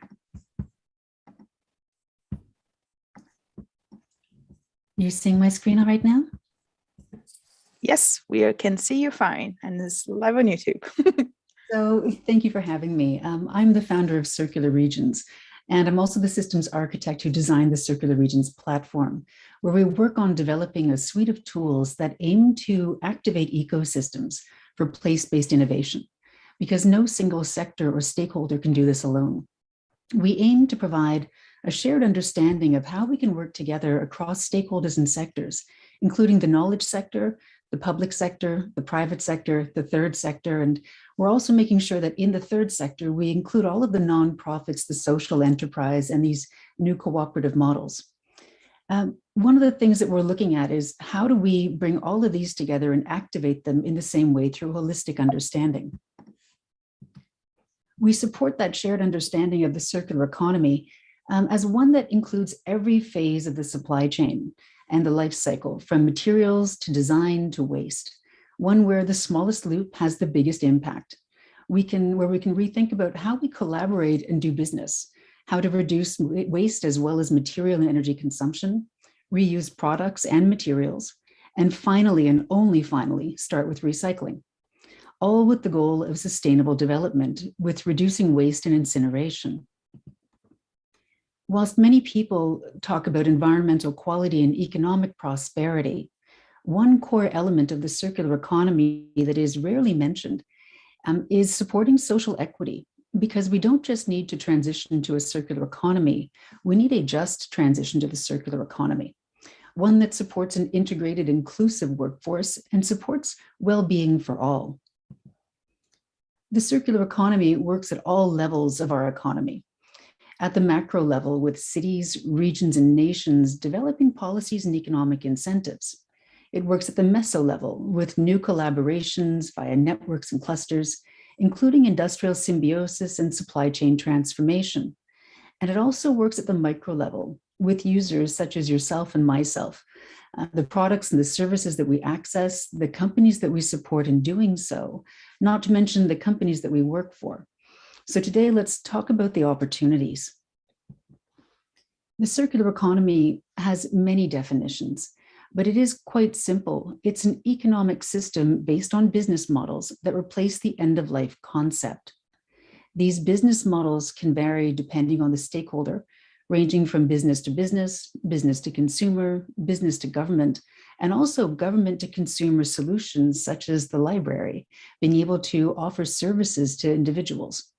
We need to consider all of these business models, both the for-profit and the not-for-profit models, because the important factor is job creation, not simply profit.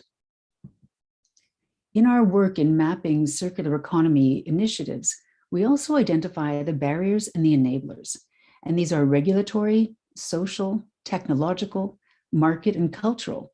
And this helps bridge the data from the bottom up with companies walking the walk to decision makers for better policies and economic incentives. And we do so by mapping circular business models, policies and economic incentives, educational and behavioral change resources.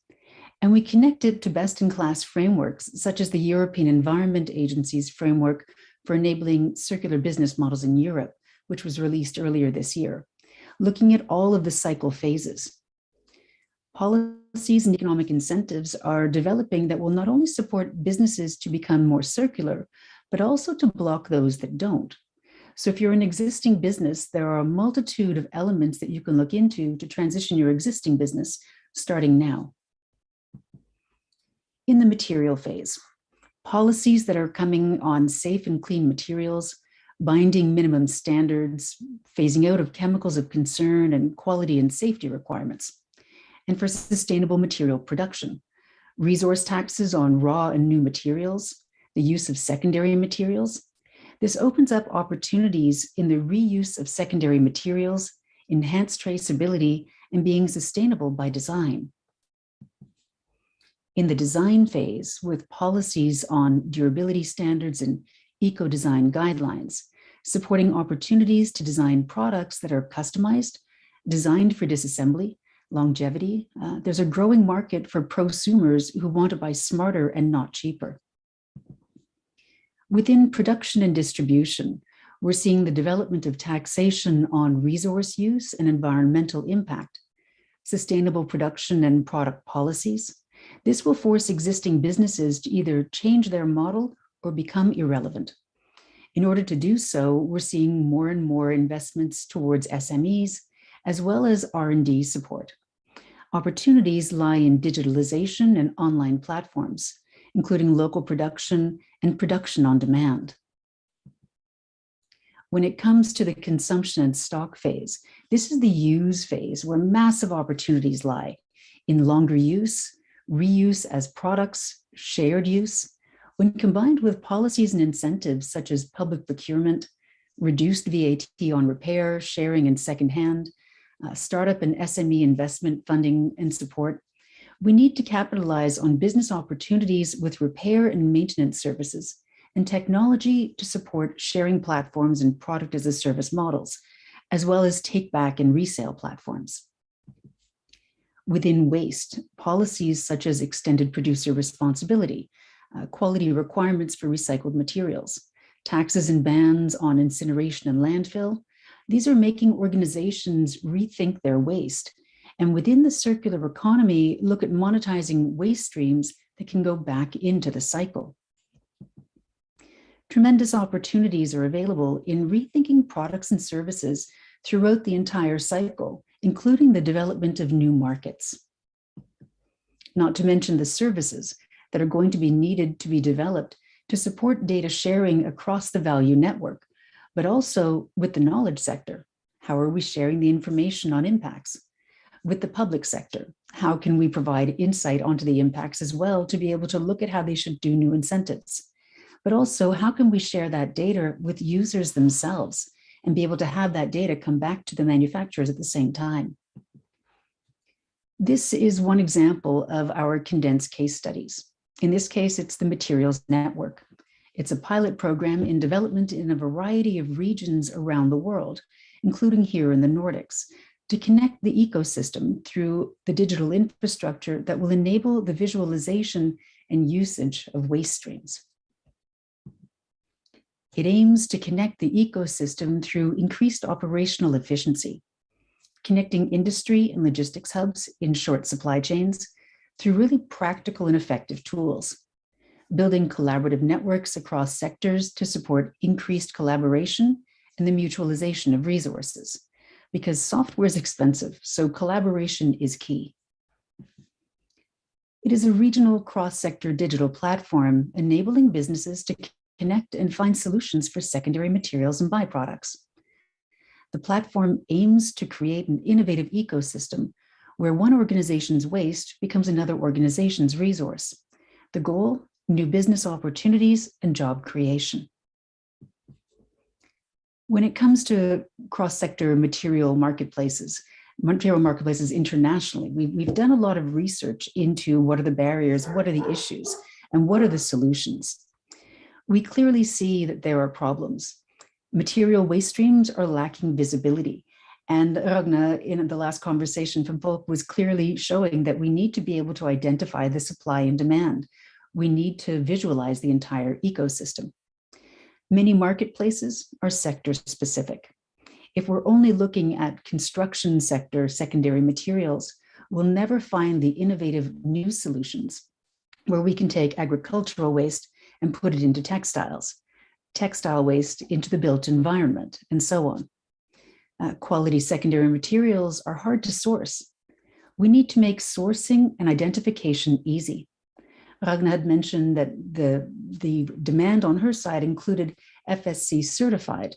What if we're looking at ISO certification, material passports? We need to be able to filter across all of these different types of certification systems. But at the same time, if you just need coffee grounds, that's okay. We need to support the entire solution. Waste, I often say it's very much like food. It comes in many forms, a barrel, a bushel, a truckload, a pile. How do we support all these various unit variations? Availability is also not always consistent. And if we want to develop businesses, we need a continuous supply of quality materials. How can we look at the different custom and recurring order cycles? Within agriculture, we're clearly seeing that there are seasonal waste streams. The process industry will have their own cycle based on their unique needs. We're also seeing that restaurants, bakeries, breweries, they will have their own cycles going through. How can we enable that to happen and also manage the recurrence of those? Many materials aren't currently available, such as within buildings. if we want to be able to look at how we can use all of the materials that are within a building, we have to make sure that we can take them apart in the right order and have them available in a timely manner. And you can't sell the roof before you sell the insulation. So how do we look at the structure and the schedule going forward? A lot of organizations, they also want to limit their visibility. Not everybody is quite ready to be as transparent with their waste streams. So we can enable these custom visibility with public and private networks. And this is about supporting networks of organizations. And this is what will enable us to support the critical mass going forward. Because for any marketplace to be able to be optimal, we need to be able to have critical mass for success. And so the networks are the ones that can bring together all of the stakeholders. And the trick is to connect all of the different networks into a broader ecosystem. Now, this can include an industrial park aiming towards industrial symbiosis. This can be a coalition of organizations looking at secondary plastics. This can be a network of social entrepreneurs looking to find secondary materials to be able to develop new business models. Every organization within every network can also have their own custom profile for enhanced visibility, because we need to be able to see what is out there, both for supply and demand. And this will make it easier for identification of supply and demand and the ability to filter based on those certifications. And so what we will be seeing going forward is that different certified materials will have a premium price on them, such as organic agricultural waste. And this will allow you to be able to find what you're looking for and find and match that supply and demand. And so what would that mean in practice? An example, Norwegian mycelium. It's an example of one of many that I know of that are looking at regional agricultural waste, and they combine that with mushroom spawn. In this case, they're developing sustainable packaging solutions, but you can do a multitude of different products using mycelium. And so they would be able to go onto a platform and take a look at all the profiles that are out there and identify the ones on the map that are regionally appropriate. They can identify all of the various materials that are out there. And this will allow them to also see new opportunities to say, I can design a new product around that available waste stream.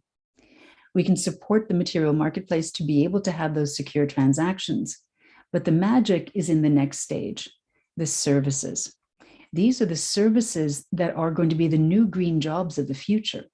And throughout this network, we can support that through something called enterprise permissions on the back of the system. And this will allow for the development of jobs around the transport, logistics, matchmaking, disassembly, storage, repair, upcycling, and certification. These are the service opportunities around materials versus capitalizing on the materials themselves. This will enable any enterprise to transform waste into value by becoming visible, finding materials, making those materials available to sell or give away. At first, at least get them used.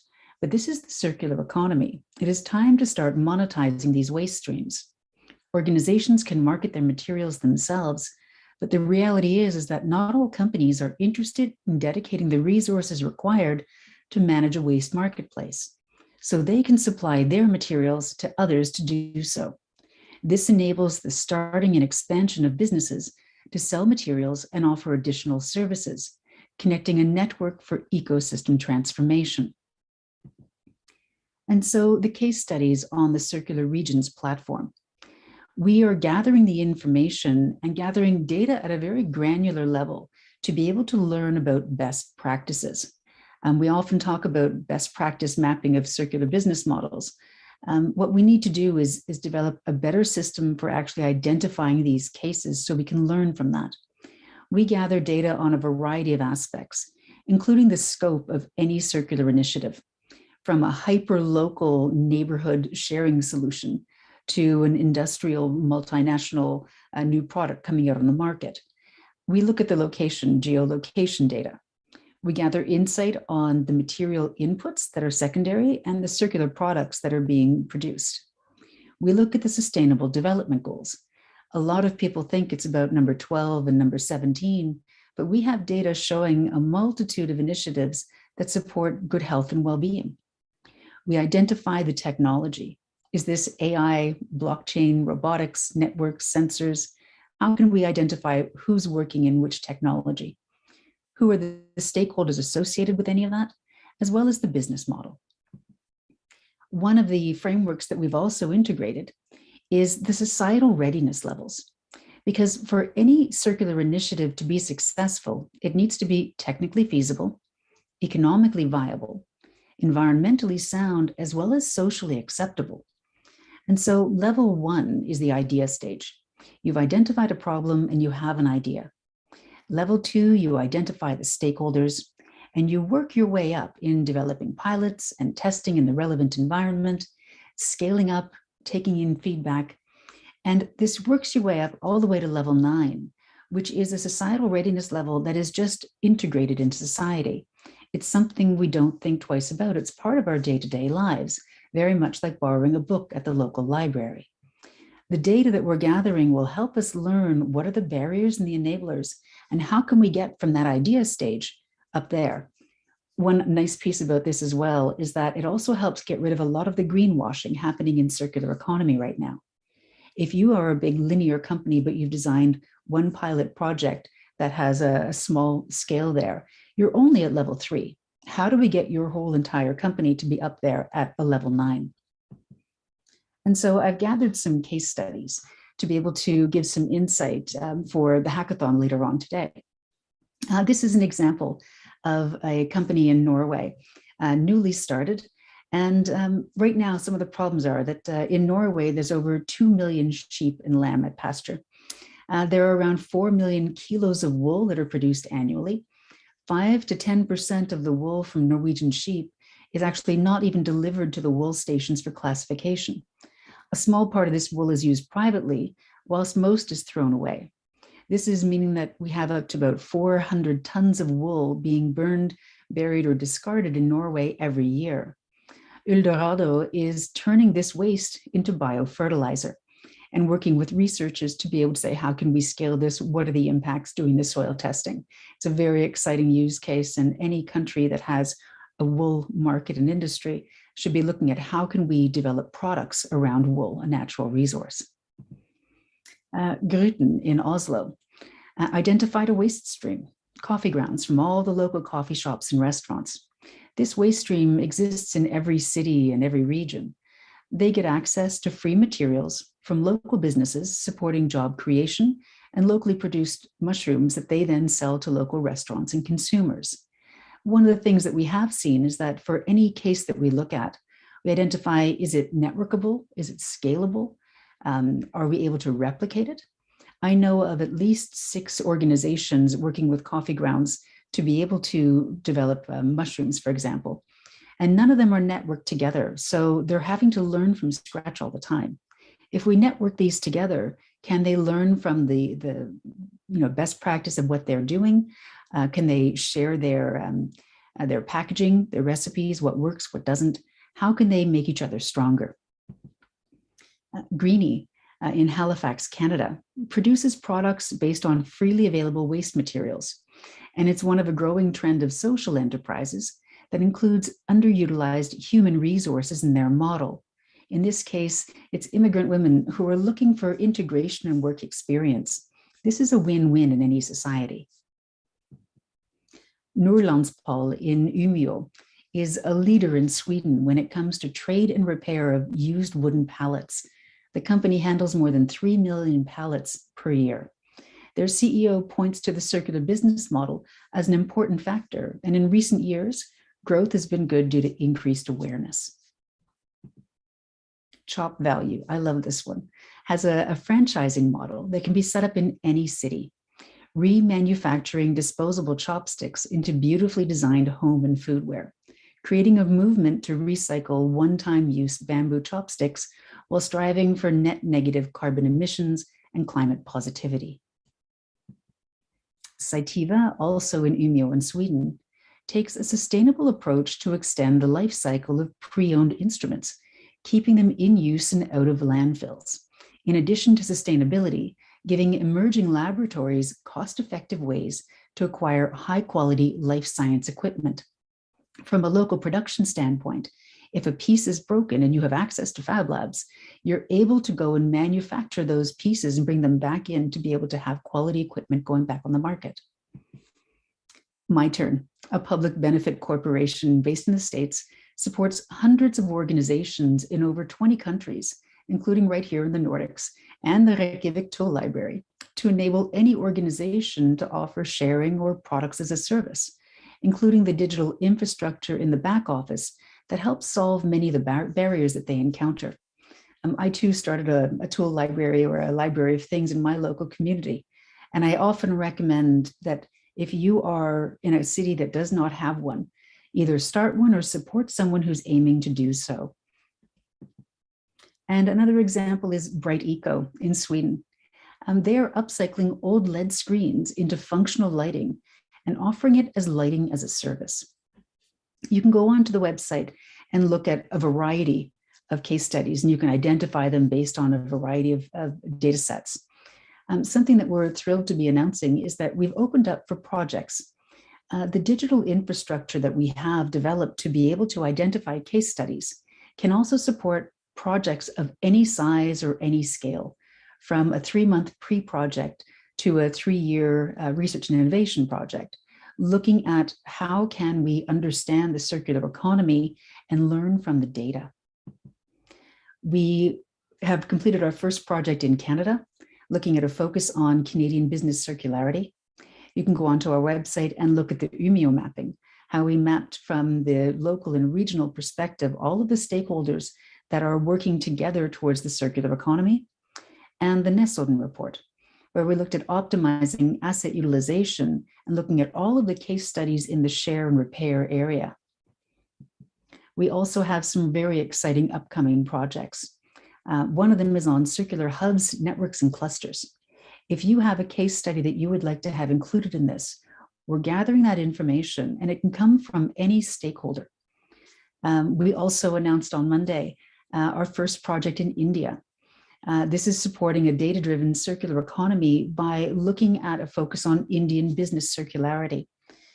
They're also interested in the materials network because when it comes to how we connect and identify solutions that can really create change, the supply and demand, while you want to find it locally or regionally, if you cannot find the right consistent supply, we need to be able to connect an international network of these hubs for supply chain transformation. And one project that is near and dear to my heart is Indigenous circularity. How can we identify case studies that are related to Indigenous communities internationally? And so if you have a project that you would like to have integrated into our system or case studies that you would like to learn about, you're welcome to contact me about that. Thank you.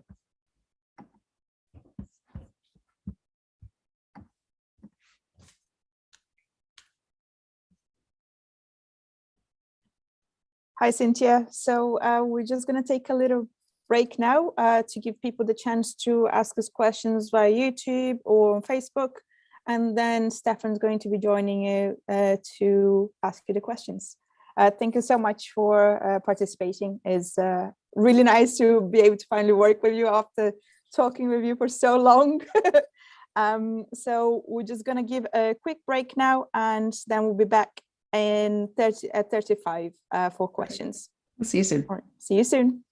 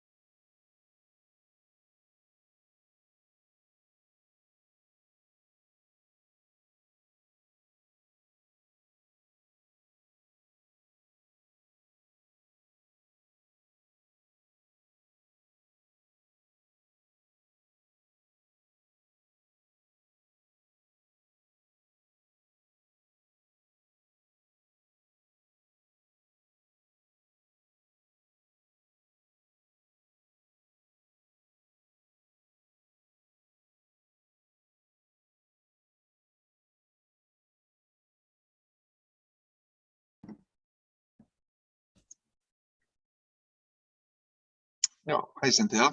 Hi, Stefan. Kind of a classic live stream. I'm not sure if you're live or not. I think so. Thank you for the amazing talk. I'm kind of surprised that I have not heard about circular regions before, and therefore I'm very thankful for this conference to connect it together. And I hope a lot of people will see it and see what you're doing. The impact studies that you're doing, I think they're really great to both let the project understand what they are doing, what kind of impact they are doing, and also see the potential. It's almost like a Standard & Poor analysis for getting a loan or a risk assessment, but for the societal impact of it. And I was wondering, do you have a case study impact analysis for circular regions? Interesting question. One of the things that when we first started was I saw that some of the most impactful solutions that were out there were flying under the radar. And we needed to find a way to sort of figure out how can we allow those to shine? How can we allow the unusual suspects to sort of emerge? Because often when you look at what's happening with the circular economy, as with any buzzword, in a city or region, it's more about who you know than what you know. And there's often a lot of greenwashing happening. And this was something that was sort of spurring us on to do this. And it was actually sort of mission oriented on my end. And so I really felt that we needed to create something that would create impact. And it's through gathering this sort of top-down view of bottom-up information to say, how can we learn where society is going to go? But a case study on circular regions itself, that's something I haven't really considered, but it's a nice thought. I'll have to take a look at that and see what we can do on that. Yeah, I think you would get a pretty good result. Thank you. We got 2 questions from the participants here at the hackathon. You were talking about enabling visibility within public and private networks. And I was thinking, what about those who do not want the visibility? That's kind of the enemy for them to be more visible, their waste stream. So the question we got is, how can we encourage businesses to be more open about their value waste stream, as in sharing and collaborating on solving the waste problem? I think right now within the linear economy, people are afraid of showing the waste streams. But once we start finding solutions for those waste streams, and we can see that these businesses are becoming circular, that then those companies will proudly say, look at how we're keeping, all of our materials in the loop. And that will allow for this emergence to happen. But it will be a transition. There's no question about that. But it's all about collaboration. And for me, it's about also the business model behind the platform that is the materials network. I've had many, many conversations with Anna over the years about extractive business models. And I believe that the materials network needs to be the digital infrastructure that will allow, from a non-profit model, allow all the other businesses to use it and be sustainable and even profitable if that's their model. But I do think that this is going to be an interesting process going forward. And I would love to see Iceland as a region and have all of the materials staying there. And so if anyone's interested in connecting to start mapping out the case studies that are going on and implementing this, I am all for it. Oh, good to know. I'm interested, and I hope someone watching this will also be interested and reach out to you. And the next one kind of relates to the greenwashing. I don't know if we need a top-down solution on the extractive business models, some waste increase in waste tax or what. So if you could talk more about that, is it justifiable for a small circular startup, for example, to enter into a collaboration with a bigger non-circular partner for public relations reasons, or do you think it might be harmful in the long term? Well, it's interesting. It's because we have to make sure that we don't allow these big organizations that are working linearly to say, here's a little pilot and oh, look how great we are. But what we can see is that partnerships and collaboration are going to be required. And something that I'm seeing and I'm predicting is from a social enterprise standpoint. There are unique opportunities to work as a nonprofit social enterprise, working with the big companies who have these waste streams.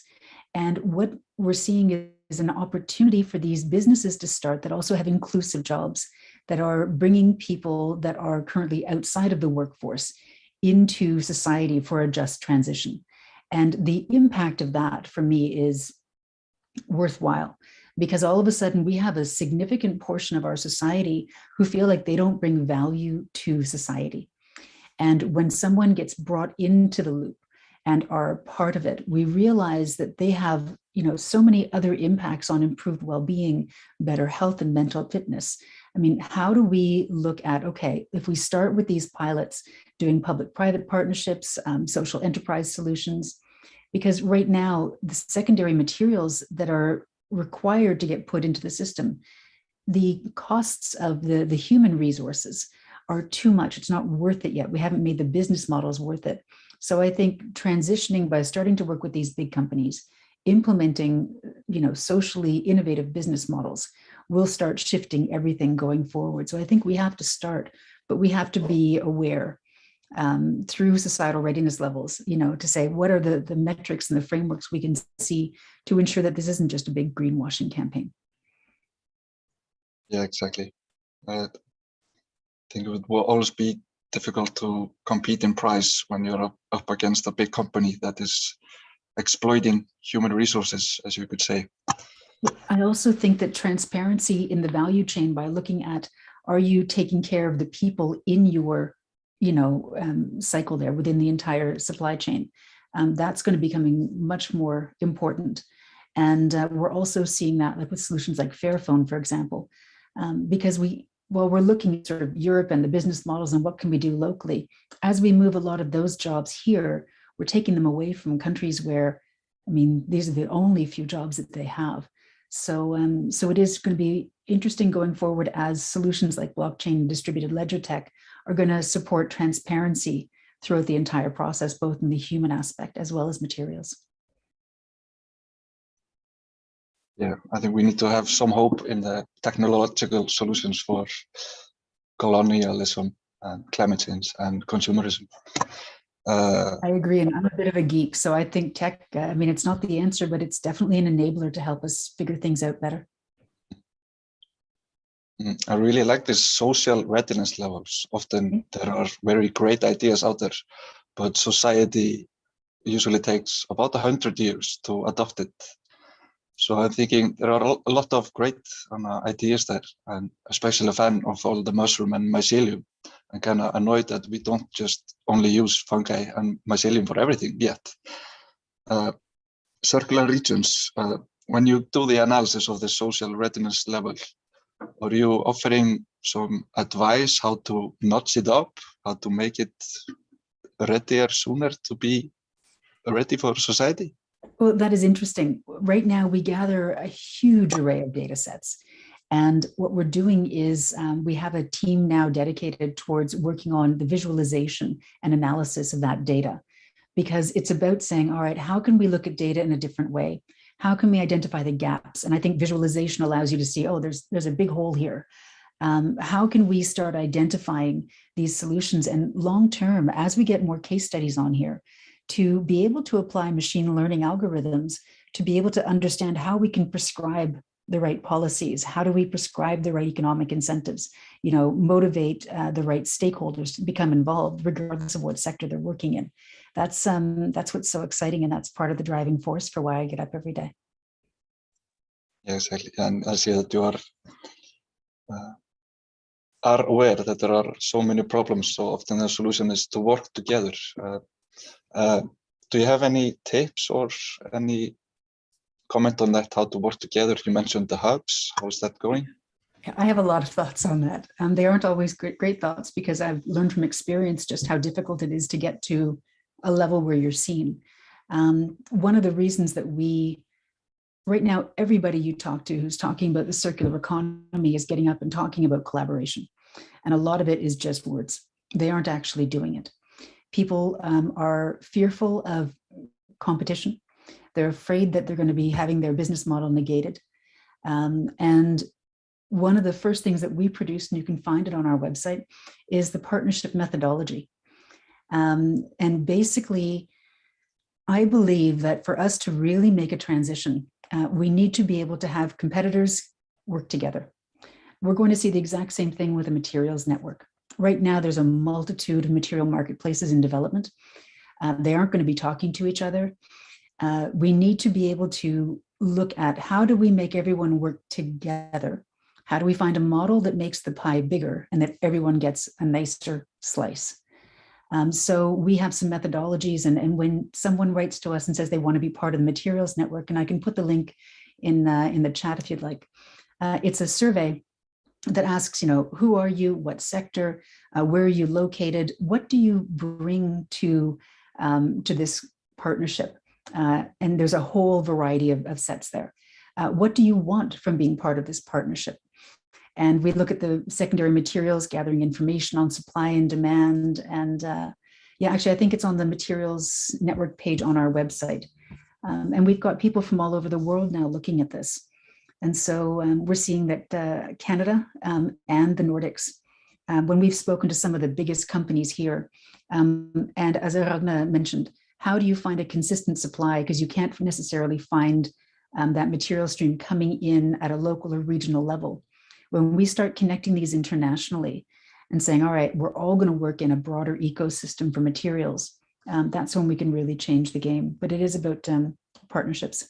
And so definitely take a look. It's an open source free tool on our website to be able to say, all right, let's go from competition to co-opetition.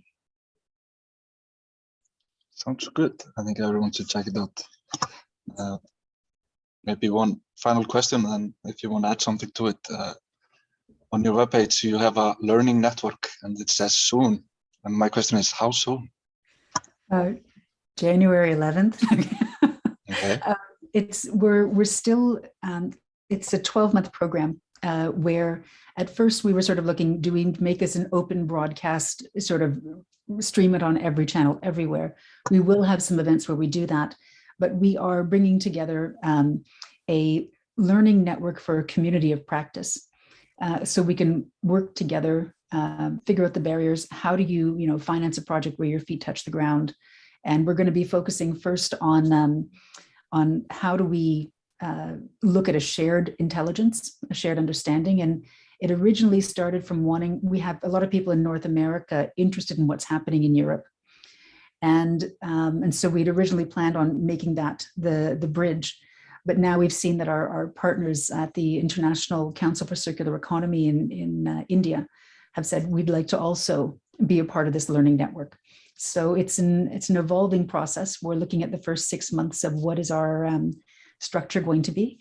And it's about a network that will focus on practical tools, be inclusive by design, and enable people to really create change together.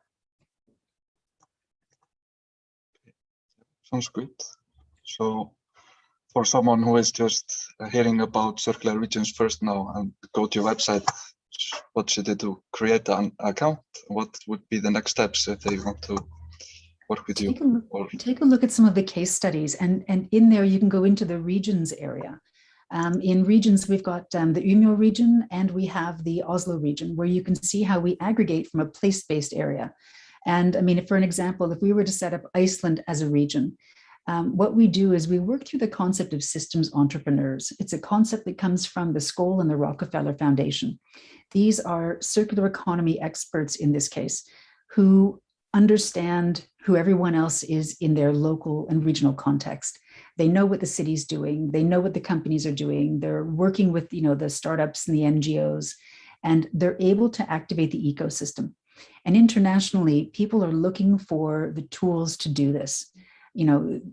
Everyone's looking at all the different frameworks. Who can I contact? Circle Economy, Ellen MacArthur Foundation, any other organization. We're lacking those concrete tools to say, just do it. And so we actually on our front page have the Cities and Regions program, which is based on the work we've done in Umeå as well. And that will explain how you as a systems entrepreneur, what is the role, how do we train the trainer, and how do we provide you with the concrete tools to be able to do it where you are.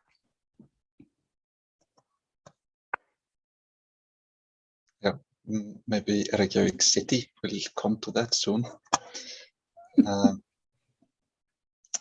I'm out of questions. Anna, do you want to add something? Otherwise, I would just like to thank you for the talk. Thank you, Stefan. Do you want to add something?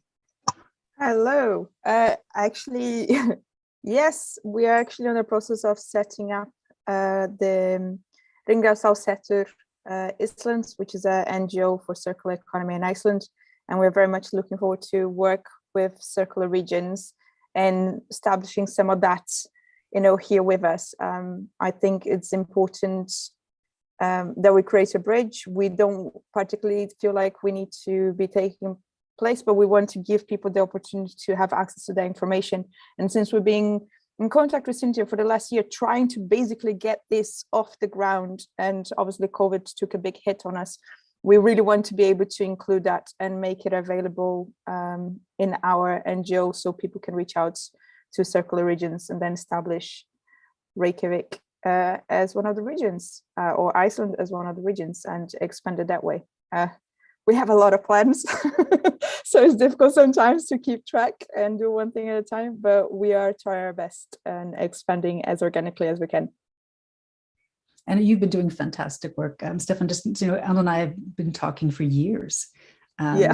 Yeah, years, both, working with our own local libraries of things, and in connection with My Turn and Jean, who's the driving force behind that, looking at how do you use technology to really change the game. And one of the big discussions that Anna and I have often had has been about the profit models, because it is about how do we look at a regenerative economy, and that includes the model itself.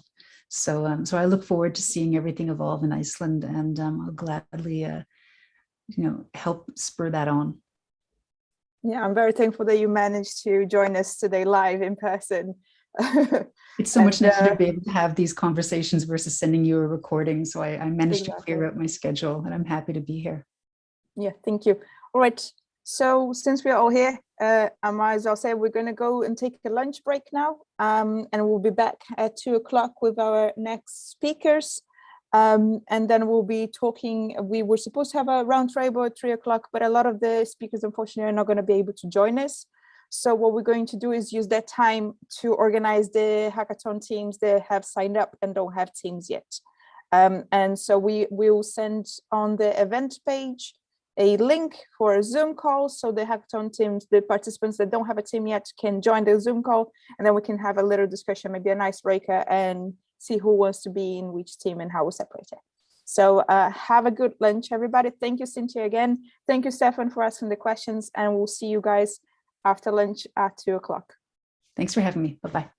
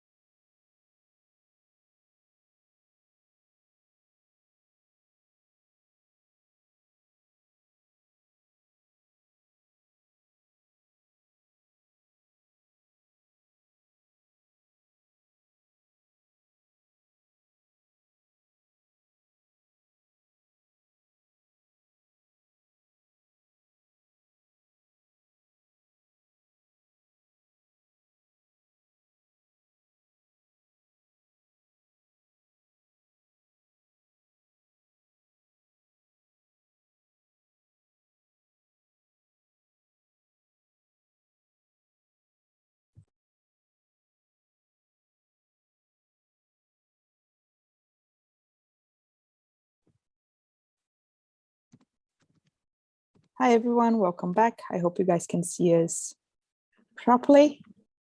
Hope you had a nice break at lunch. We'll be joined now by Greenbytes. So we will just introduce you. If you guys can turn your camera on.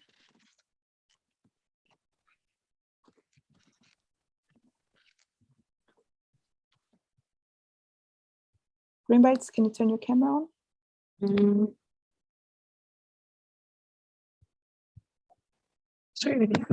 Oh, oops. Hello. Oh. Okay. All right. I'm going to give the floor to Greenbytes. You guys can share your screen if you need to. I should have done a sound check. Yeah, it's Oh. okay. All right, everyone.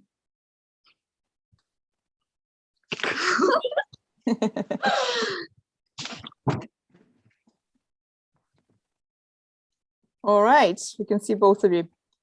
We'll let you guys talk. So welcome, Greenbytes, and the floor is yours.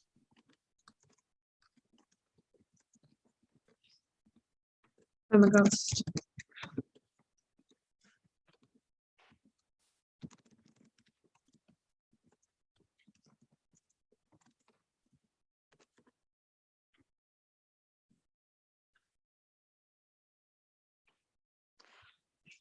Okie dokie, we're just gonna go ahead and get started. So share the screen.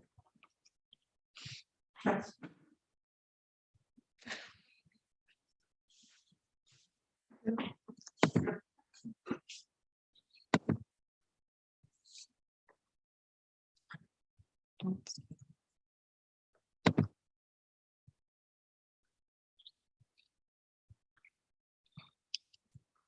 Hello, everyone.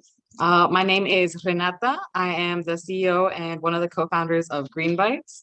And I'm Jillian. I am the CTO and one of the co-founders of Greenbytes. We want to start off by thanking Anna and all the organizers of this really awesome conference and hackathon. We're really excited to take a part and excited to see what cool things come out of the hackathon in the coming days. So we're going to be talking a little bit about food waste, well, a lot bit about food waste. So 1/3 of all food produced globally ends up in the garbage. This is an enormous amount of waste, has a huge amount of economic impact, and it also has a huge impact on our planet. It's actually kind of a hidden, undervalued impact that it does have on our planet. Food waste is actually one of the biggest contributors of greenhouse gases in the entire world. If it were a planet, if it were a country, it would be the 3rd largest contributor after China and the US. So why exactly is food waste such a big, overpowering contributor to the climate crisis? It is undeniable that the climate crisis is one of our biggest issues now, and we have to go and do things for our climate. And the reason for this is because food waste occurs at every single stage of the food supply chain. It happens during farming. There is waste during from the production, from the processing, from the distribution, all the way in our stores, our restaurants, and our homes.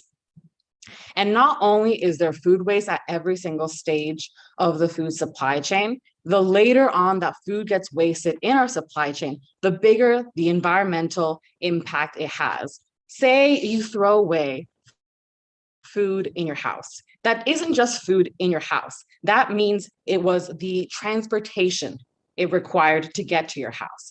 It means the storage, the electricity that required to keep it in the fridge. It means the processing and the electricity to process the food. It means the petrol at the farms and that was required to grow the food that eventually made it all the way to your home. And once you get through this entire food supply chain, there's still the added problem of throwing the food away. And when you throw food away, it produces methane, which is 4 times worse to our planet than carbon dioxide. And food happens to be kind of the intersection of where all of our climate crises occur because it is the intersection of transportation, of petrol usage, and electricity. And if we zoom in on the problem, food waste, not just food production, contributes tons and tons of food waste in our country and in Europe. We throw away 240,000 tons of food waste in Europe every single day. And this costs us 392 million euros on the daily. And this is a huge waste to our planet and is a huge economic waste. So, and we zoom in. So I want to take this big, large, overlooming problem that is causing such issues to the planet. When you look at problems like the climate crisis or food waste, it seems really abstract. And before we can go in and tackle abstract issues, we need to chop up the problem. And that's what you'll be doing in the next couple of days at the hackathon. You'll be chopping down problems so that you can start to find tangible solutions. And the case of Greenbytes, well, you'll hear about a little bit later. We've chopped up the problem of food waste to where food waste occurs. We know that food waste occurs in many, many areas. So we wanted to tackle food waste from an angle that was specific and personal to us, which is at the end. We experience food waste personally at the end of the food supply chain, meaning in food retailers, in restaurants, in grocery stores, and at our homes. So we did a lot of market research. So that means literature research. We scoured the internet, and we also hit the streets and asked a lot of questions about why we're throwing so much food away. At Greenbytes, we also have personal experience with the food waste problem at, excuse me, at the retail stage. Both my co-founder and I have worked in restaurants for many years and have a personal understanding of the food waste problem and have physically thrown away lots and lots of food.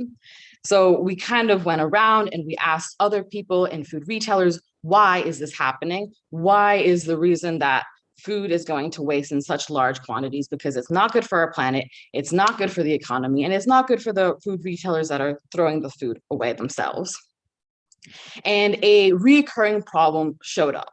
It was that restaurant management, that retail management in general, and ordering the right amount of food was difficult.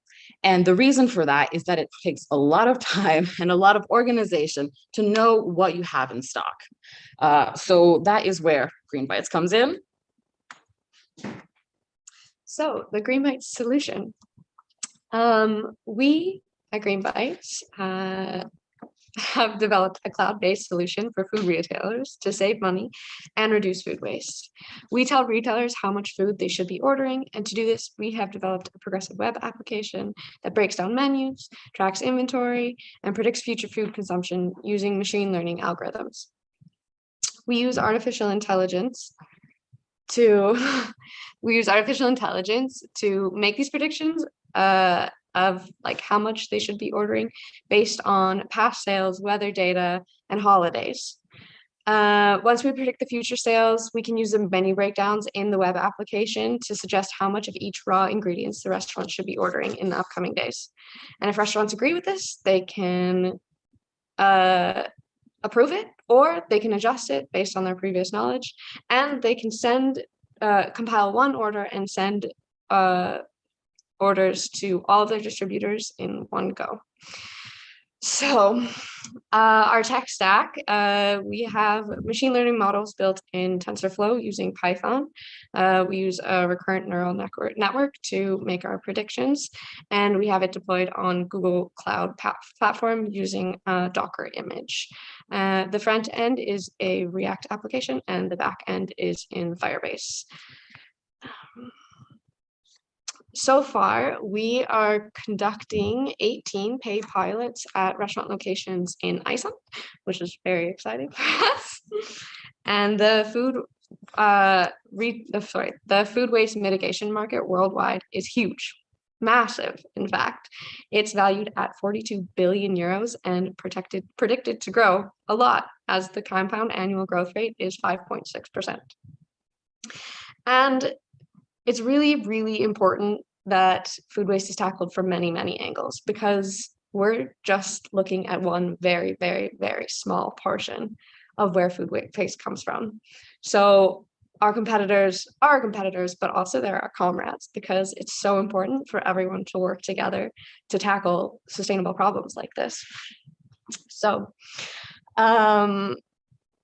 yeah, we're all in together, and there are many different types of food waste mitigation products, from quantifying food waste by taking pictures of what's in the bins, helping people order more efficiently, which is kind of the realm that we fall under, and the post production, Too Good To Go, Waste Less, all these people that help food that has already been made find its way to someone who will consume it. I know that's not a problem for me. I'll consume the food. And then inventory management, which is also what we fall under. So our team is uniquely qualified to tackle this issue. We have backgrounds in science, engineering, forecasting, marketing, sales, and computer sciences. Along with our very strong technical background, we have over decades of experience working in the food service industry, and our hands-on experience in restaurants gives us a tangible understanding of the food waste problem, and our technical know-how gives us the ability to help solve the problem. Apart from our experience, we're very resourceful, we thrive in chaos, and we accept new challenges. And let me tell you, running a startup is a challenge and is chaos, but you just have to be able to tackle that. So we're working on our new user interface that helps our clients see the impact they're creating. And this is kind of a sneak peek because it is definitely not public yet. But we think it's really, really important for us to show our clients how well they're doing, to motivate them to do better, to motivate them to keep using green technology. So our data suggests that Greenbytes can reduce an average of 250 kilos of food waste in a restaurant per month. That's a lot. That's like 5 of me.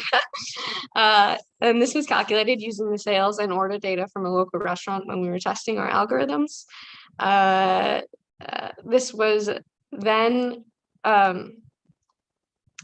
sorry, brain jumble.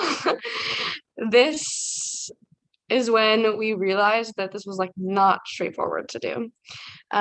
Traditionally requires manual labor, exhaustive data collection, but Greenbytes streamlines the process because we can see how much is being ordered through our web application and how much is being sold. We can make these calculations about how much food is going to waste, how much food is missing. And this is very, very important because we believe that sustainability tracking is the future, and it should become a requirement at some point in the future. And restaurants have such an important role to play in maintaining the status quo that restaurants should operate sustainably. So tracking and reducing food waste has a huge potential for reducing greenhouse gases, land use, water usage, biodiversity loss, and even hunger. So the next steps for Greenbytes is to expand to grocery stores as well as geographically from Iceland to Europe. The Greenbytes vision is to optimize the entire food supply chain, eventually, big vision, but we will get there. High market acquisition in a geographic area means that Greenbytes can identify and analyze food consumption trends. In order to reimagine and optimize our food system, it is crucial for governments, importers, farmers to understand these trends that Greenbytes will have access to through our extensive data collection.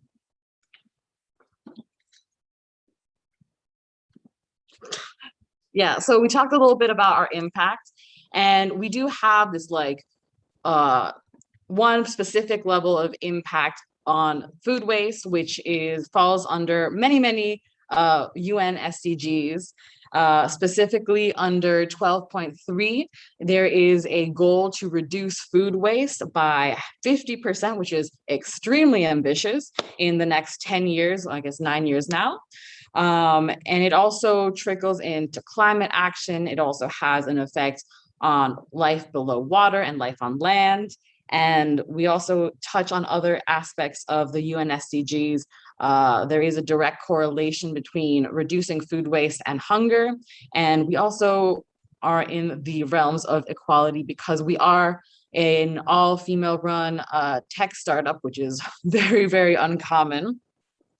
And we try to bring the voices of different minorities in the places where they are not usually heard. And as Jillian mentioned, we do have these like short-term initial goals of reducing food waste and these long-term visions of optimizing the entire food supply chain. Because as we spoke about at the beginning of this talk, food waste is a huge problem, and food is the link between all of our planet's problems, from hunger to sustainability and lack of sustainability. And if we can play a part in optimizing the entire food supply chain by providing access and insights to this information about how we should be consuming, not just in food retailers, but also in distributors and from importers, we can change the way we bring food into our country and we move food from one place to another. We can optimize all these different levels of logistics that are currently inefficient and contributing a lot of carbon emissions and other greenhouse gases to our planet. So this is a long-winded answer, but basically any skills that can be used to reduce food waste or have some project that will contribute sustainably is valuable. And I know in the upcoming days, the people participating in this hackathon and in this conference will either short-term or long-term be thinking about solutions for the circular economy and how to reimagine and reinvent the systems that we currently have in place. And I just want to bring to light that all skills are necessary and useful for pushing forward the sustainable movement. We need artists, we need tech people, we need people in legal, we need all the different skills bringing together and contributing their aspect to the sustainable movement forward. If you guys have any questions, please feel free to reach out. Greenbytes is done with food waste, and you should be too. Thank you.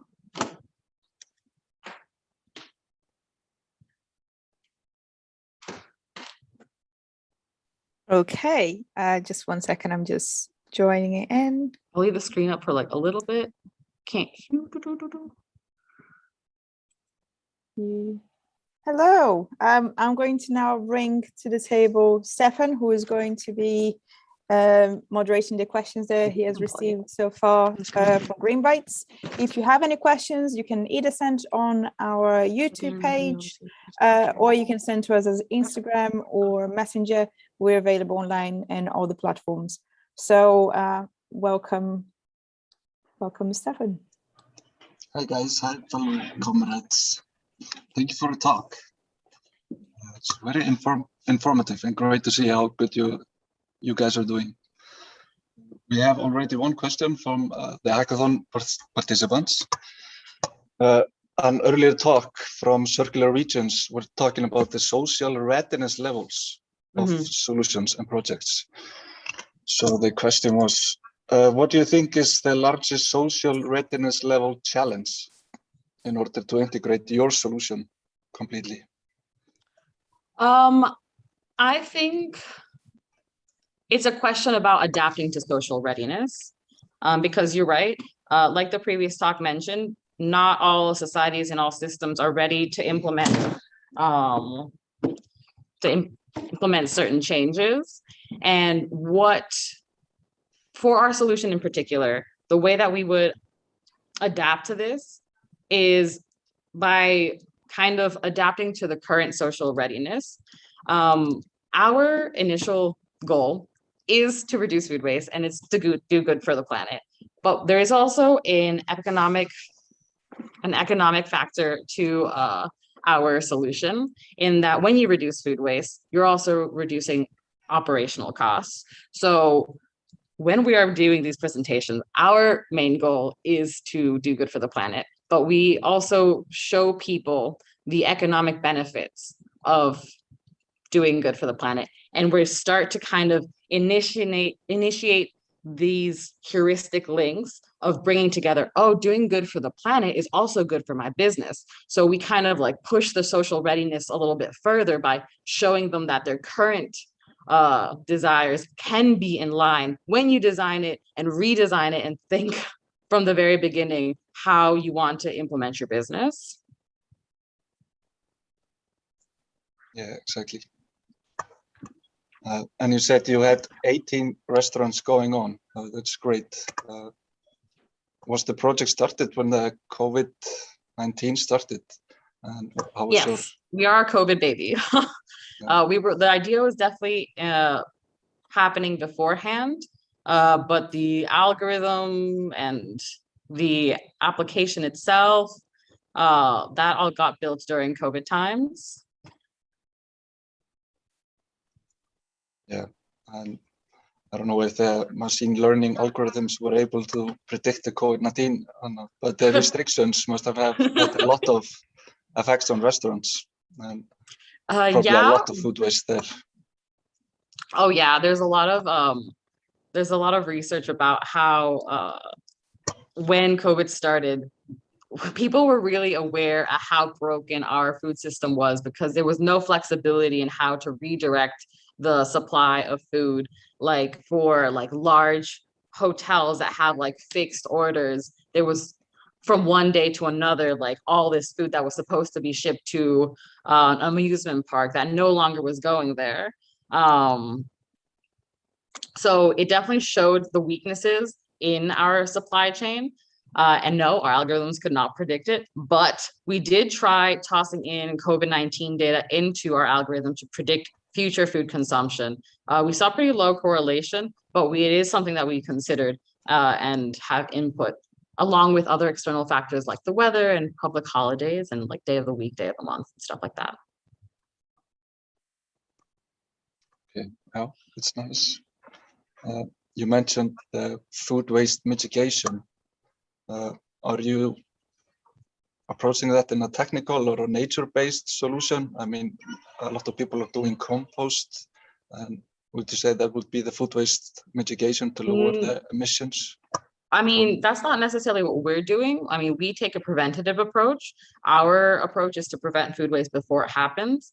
Though there are many, many, many great solutions that valorize food waste, like Too Good To Go or like Freege here locally, that take food that is really close to going to waste and finds it a new home. But that's not what we do. We take a technical approach to prevent food waste in retailers before it happens. Okay. We got another question. Do you think our current model of food production might change, and will that have an impact on your solution in terms of community gardens and such? I mean, I hope it does change, but no, I don't think it would have an impact to Greenbytes. We just send out orders to distributors, but maybe in the future when we have more community gardens, instead of sending out orders to distributors, we'll be sending orders and requests directly to community gardens. Like it's definitely applicable to different types of food production models. And ideally we'd have local food production available. Yeah, that sounds good. Not much happening in the questions right now, but it's nice to have you here as a lecturer since the good old hackathon days. Yeah. Do you have any advice for people starting their hackathon journey maybe now or just watching this? So for the hackathon itself, I suggest to be open to ideas that maybe sound a little crazy, to be open to ideas that your teammates have, and to work together to put together a really interesting solution. So I think, yeah, that's the biggest thing with the hackathon. This is a safe space to try things that have not been tried before, or that have been tried before, but not in the same way. So I definitely advise you to get a little weird and try some stuff, and embrace the chaos that is the hackathon lifestyle. And if you want to go forward with it, there's many, many resources and many cool people that would be happy to help, myself and Anna included, to get you guys a little bit further. Yeah, and one of the prizes here at the hackathon is some consultancy. You guys have now a good experience of the entrepreneurial support here in Iceland. Do you maybe want to talk a little bit about that, how the journey has been for you guys? So the entrepreneurial network in Iceland is really cool. As most things in Iceland, it's a small knit community, and there is, when you ask for help, you can usually get you can usually find help, and people are really open, and that have been able to succeed are happy to lend a helping hand to people who are looking to succeed. And in terms of technology providers, there's so many resources to get discounts or even things for free, like you can get some cloud storage stuff and things like that. And I highly recommend going from a hackathon. If you'd like to continue your journey, I definitely recommend the accelerator or incubator route. I think it's a great place to extend the idea and kind of walk it forward. And then after that, yeah, so Iceland is really good at early stage startup development help. Yeah. Yeah, thank you. We got another question. People are thinking about the COVID-19. In your opinion, do you think that COVID has increased or decreased food waste? Depends on the situation. It depends on the market. I think at first it definitely increased it because, you know, there was just a shock and there was a change to the system. But I did read some things that in some ways it did decrease it because people were buying more in bulk and having to do more food planning. So this was also early pandemic stage. I think it fluctuates. I think now when things are opening up again and we're experiencing yet another shift, it'll probably fluctuate to increasing food waste again. So that Anna was joining us here, but I had a question for myself. My mindset is usually based on waste not, want not, but not everyone has that mindset. Yeah. What have you learned through, I mean, you are reducing waste and also increasing profits. How has the difference been with the restaurants? Are they all in the waste not, want not, or are they mostly looking at, you know, making ends meet financially? They're definitely focused on the financial benefit, which is why we want to help shift the mindset of social readiness and kind of test out this different way of sustainable behavior change methodology, because there's a lot of literature on sustainable change attempts. Most of them are unsuccessful, so we'll just add it to the literature of things that we're trying. Yeah, I think it's, of course, better to have both. Anna, do you want to jump in? Yes, I accidentally added myself earlier. I apologize. So I think our sessions for lectures are going to end now.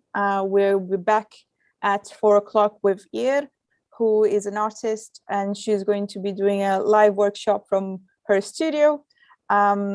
So from now until then, I will recommend those who are taking part of the hackathon, even if you're not taking part of the hackathon, but you're just curious and you want to know about and you want to maybe join Gather Town, which is this super cool Sims-like environment for hackers and making ideas happen. You're welcome to join us. We'll be there until 4 o'clock when we start the next live stream for it. The stream for this YouTube channel will be on the whole time. It's just not going to be any interaction to it. So if you want to join us and meet us, we'll be at Gather Town waiting for you. So thank you for those who have watched. Thank you, Renata, for joining us and answering the questions. And thank you, Gillian. You're somewhere there. There you are. We won't take both of us. Yeah, it's really weird about having one both at of a us in time. here. So unless we're like, there you go. Thank you guys for joining us. And we'll see you hopefully later on. Join us at Hackathon. If you have any questions for Renat and Julian, just email Greenbytes, and we'll see you guys at 4 again. See you later. Bye-bye. Thank you. Happy hacking. Happy hacking.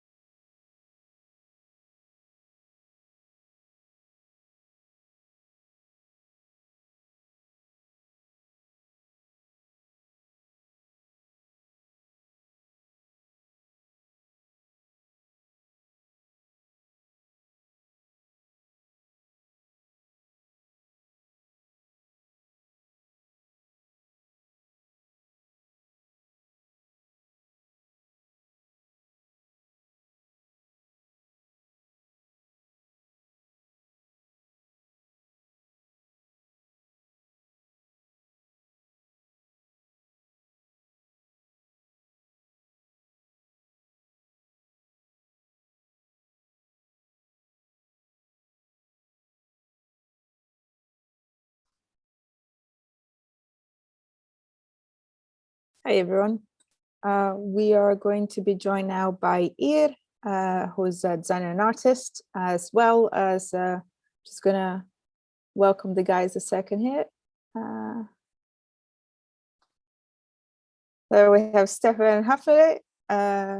They're joining us from the Fab Lab now. Our day is over at the library, and we just want to welcome Ýr.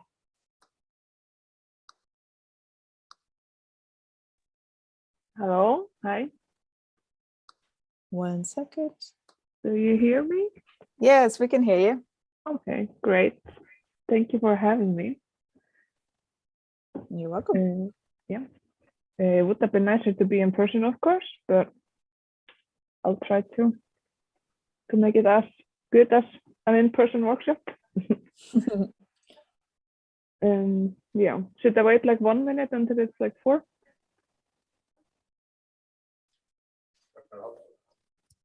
Or should I start? You're welcome to start. Do you have a presentation you need to share the screen for? Mm-hmm. Okay, yep, you're welcome to share the screen. Yeah. Yeah, we can hear you guys.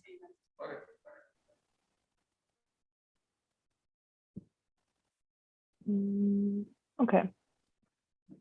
And I have to put it on. Person. Okay. So I'll just do like a PowerPoint presentation since we can't meet in person. I have put in like some videos and like what I usually do in the workshops.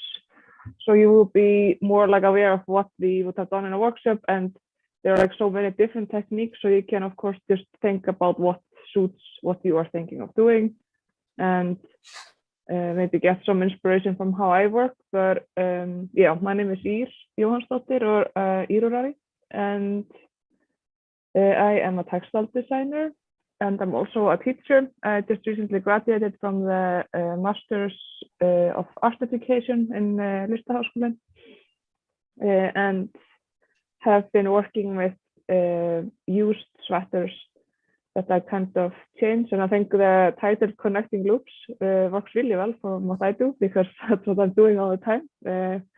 With knitting, you always work with loops. And I am specialized in machine knitting, but I usually now mostly just work in my hands, where I work with second-hand sweaters and bring like a new value or life to them. And I'll go like a bit through my work, or like my recent work with the upcycling, and then I'll tell you about the workshops. And then in the end, it would be really nice to get some questions or conversation, because I wasn't planning on being able to speak for a whole hour, I think. So yeah, let's start. I just want to begin with talking like really briefly about the situation we have with the textile industry or fashion industry. I don't want to like focus on that too much, because you can research this really easily, and maybe a lot of you know about it, but I just want to share like my favorite resources that I've been using. Like these 3 books are really good if you want to get like a really good insight into what's going on, and some good solutions or like ideas of solutions. And then there are 2 podcasts that are about fast fashion, called Clothes Horse and The Wardrobe Crisis. They're really good. And then I just want to especially recommend to check out the website Dead White Man's Clothes and the OR Foundation and what they do, because that's it really makes you think, and sometimes you just also need to push to really get into the things, and just seeing how big the problem is. So yeah, and here I have a picture of the Red Cross containers at Vesturbæjarlaug that I took this summer. And like you can see, we have way too much textiles, and we don't even have, we're just overflowing with them. And every Icelander uses or throws away around 20 kilos of textiles every year, which is way too much. So what I've been doing is collaborating with the Red Cross and I've been getting, or they separate sweaters for me that have some flaws in them, like stains or holes, or like too like much lint.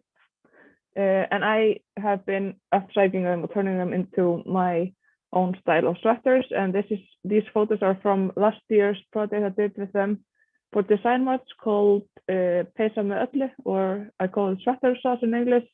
And the theme there was hot dogs, like you can see in these pictures.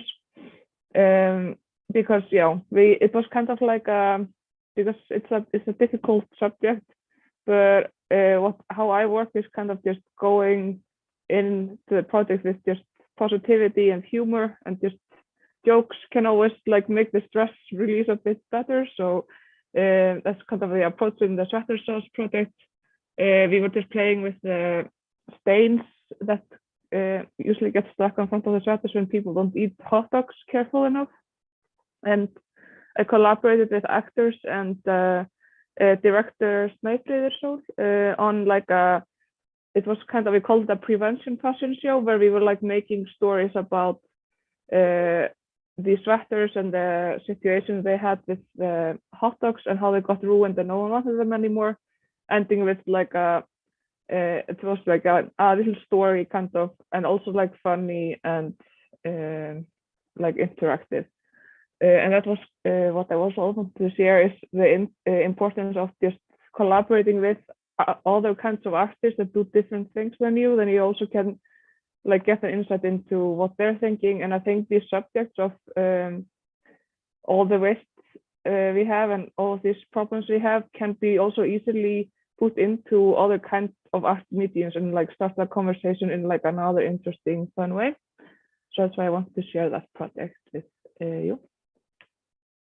And how I work with my sweaters, it's similar to this sweater I did in 2019. I call it the sketch sweater, and I made it when I had an open studio in the Textile Art Center in New York, and I needed to like do something for a whole month that like I could just show the changes on it. So I got this white secondhand sweater and used this kind of like a sketchbook.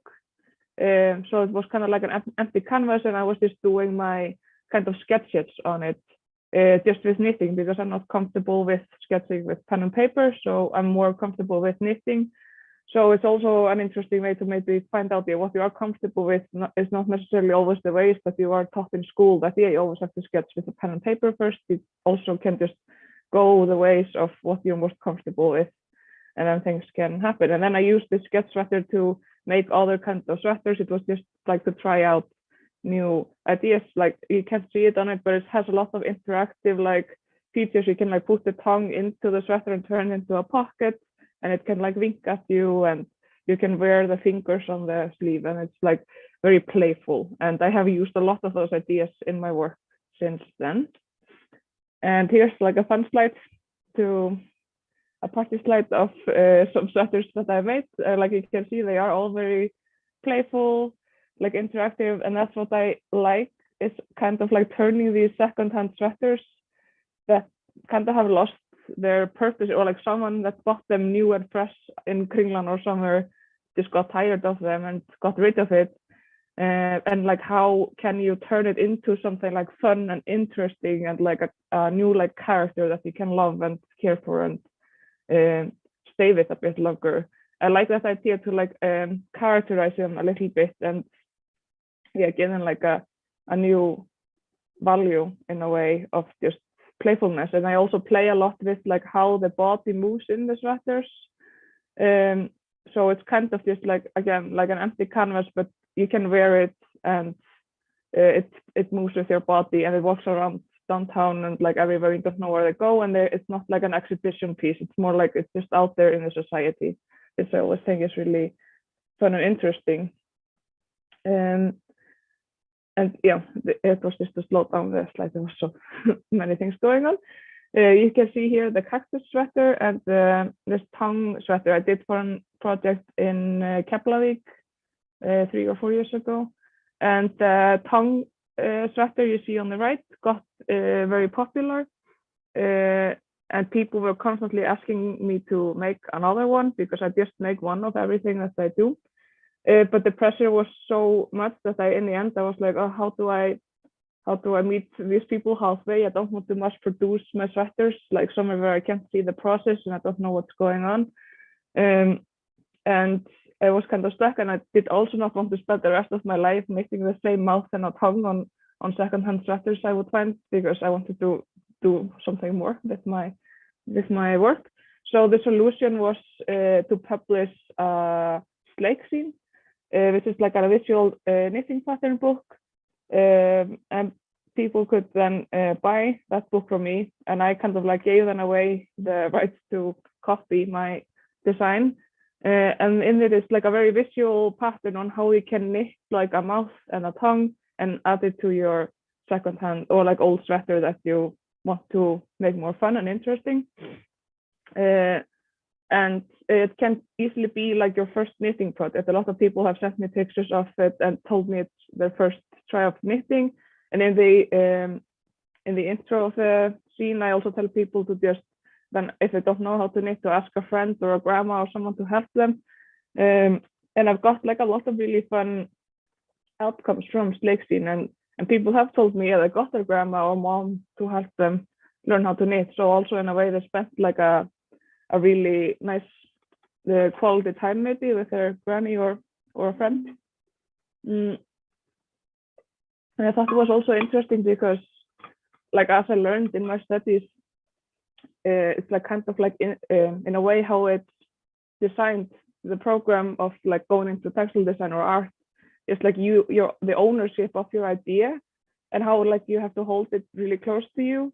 So I thought it was really scary to just share something that like was really personal to me and came out of my mind and I designed. But after sharing the Sleik-sýn, it was just really worth it. And I can also see like how different all the tongues and mouths come out. Like it's kind of like handwriting or something. They all have their special styles and people have their own approaches on using the idea. And like these are just few of really many pictures I've got. And I have like in story highlight on my Instagram, you can see like more photos of tongues on sweaters that people have made. And that kind of like started my interest in sharing my process with others and just getting more hands involved, because I work super slow. Like in the sweater sauce project, I think I did like 10 sweaters and it took me like 8 months to do it. So it's a really slow process, but I still like the sweaters of the Red Cross were like piling up. And I had like, I think around 100 sweaters or something that had like stains or holes in them. When it came to January this year, I had an open studio at the Design Museum in Garðabær. And in the open studio, designers can like share their process with people that come to the museum. And it's a little bit of like an advertising space as well, because it's like in the middle of the design store or the museum store. But I kind of wanted to get it like more as an open studio that like people could actually come and join me and just work with me, because what I do is not that complicated. It's like a lot of it could just be taught in like textile classes in children's school or something. It's like not that difficult. So I stayed there for 5 months and did some experiments on how I could give those Red Cross sweaters a more value. So one of the things I did while I stayed there was starting a collaboration project I call Who is the Sweater? And then I take like a sweater I get from the Red Cross. So like you can see here in the middle, it's a farmer's market sweater. And it had like completely like, it was completely open underneath the arms, all covered in stains and like holes and like almost falling apart. And I got the illustrator Loa Baratorium to like kind of read into the sweater and like guess the story of how it ended in the Red Cross. Because that's also the thing with the secondhand clothing. They have kind of like lost all their story and value, because usually we have like our own stories with our own clothes. So the idea was to just give the sweater also a new value with giving it like a personal story that you could maybe relate with or think about. So Loa made like a little comic about a woman that wakes up in the sweater and finds a lot of clues on like where she got the sweater from, because it's not her sweater, and like you can see like she finds the tent thing that holds the tent down, and puke, and the tree branch, and sunglasses, and like things. In the end, she finds the poor naked woman that owned the sweater, and she delivers back. And then I read from that story like my interpretation of her story, and did the mending on the sweater from her story. So that's like a interesting way, I think, to experiment, is also just experimenting with people that are working with other mediums. Like, how can I get this conversation going somewhere else than just like on maybe conferences like this, or like where it's the main conversation is like what can we do to fix things. So it's like interesting, I think, also to bring it out into the art world.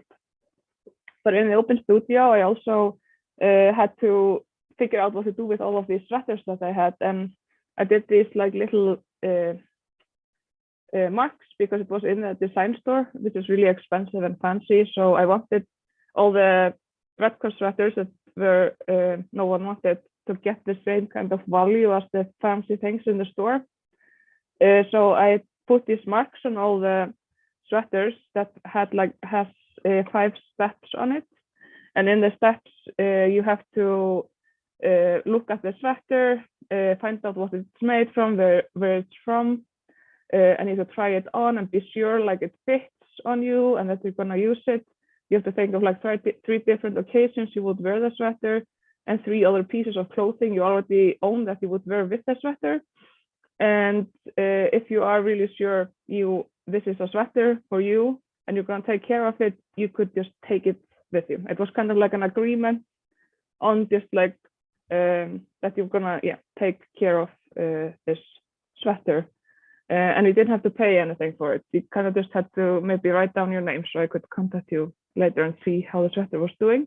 And I think over 100 sweaters went on the Design Museum to different new homes, and people also took those tickets home with them. And the idea was also like, this is what you're supposed to think every time you buy a new piece of clothing.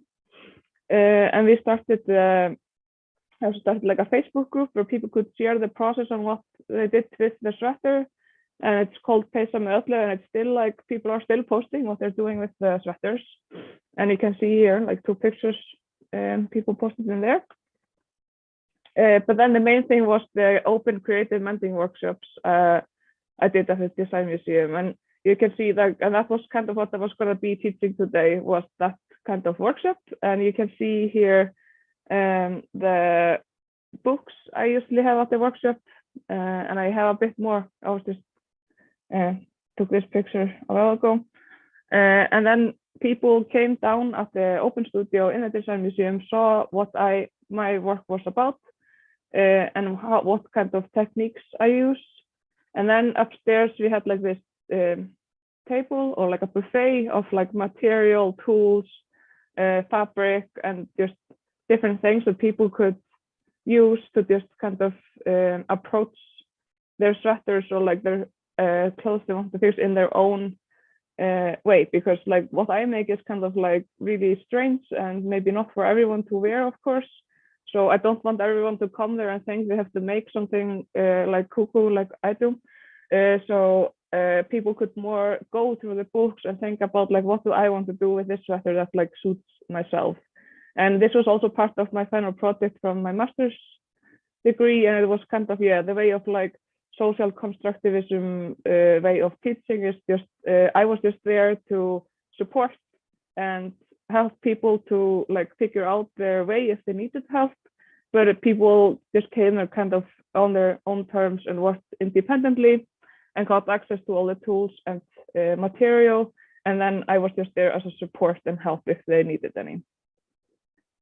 And in the space it was really interesting though, because my main goal of course was to just fix old sweaters, but in the end the most interesting thing was how nice the workshops were. There was like so many people that got to know each other, and always really different people coming to every workshop, and the like social part of it became almost bigger than the workshop itself. and it probably happens as well in like repair cafes, places like that, because people start like helping each other out and sharing tools around and complimenting each other, and it was like a really fun thing to do, and see also how people got inspired by each other. Like if someone was just working with needle felting to begin with, you could see like the whole room kind of like was starting the same technique out as well. And I'm going to go a bit through though the techniques that are common to, or like popular to use in the workshops. And because I designed the workshop so you could just come and you didn't know anything about textiles or what to do. You don't have to know how to knit or anything. It's like just not focused on any special group. It's just for anyone that owns a sweater or a piece of clothing they want to fix.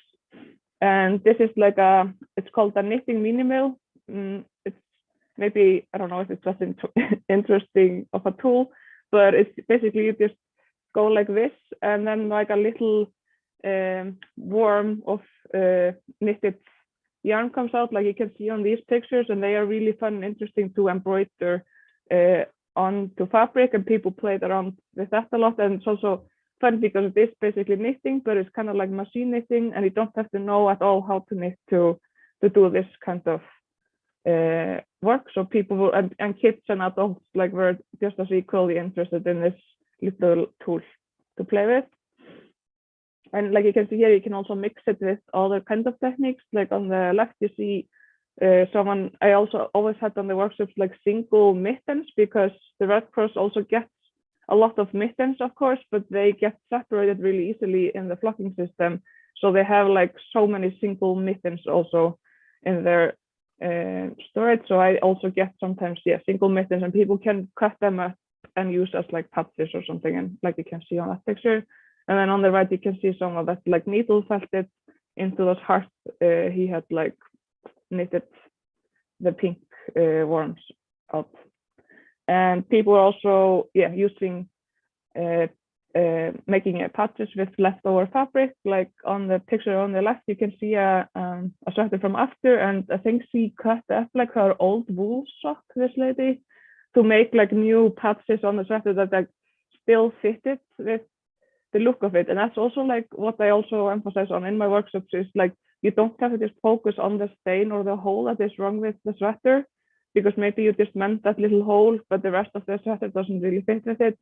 You're also just fixing the idea of like you want to use it more than you did before. So you can also just change a sweater that maybe isn't that like, it doesn't have a stain or hole or anything, but you just want to wear it again and make it more personal and like give it a bit of a story. And then you can also use these techniques.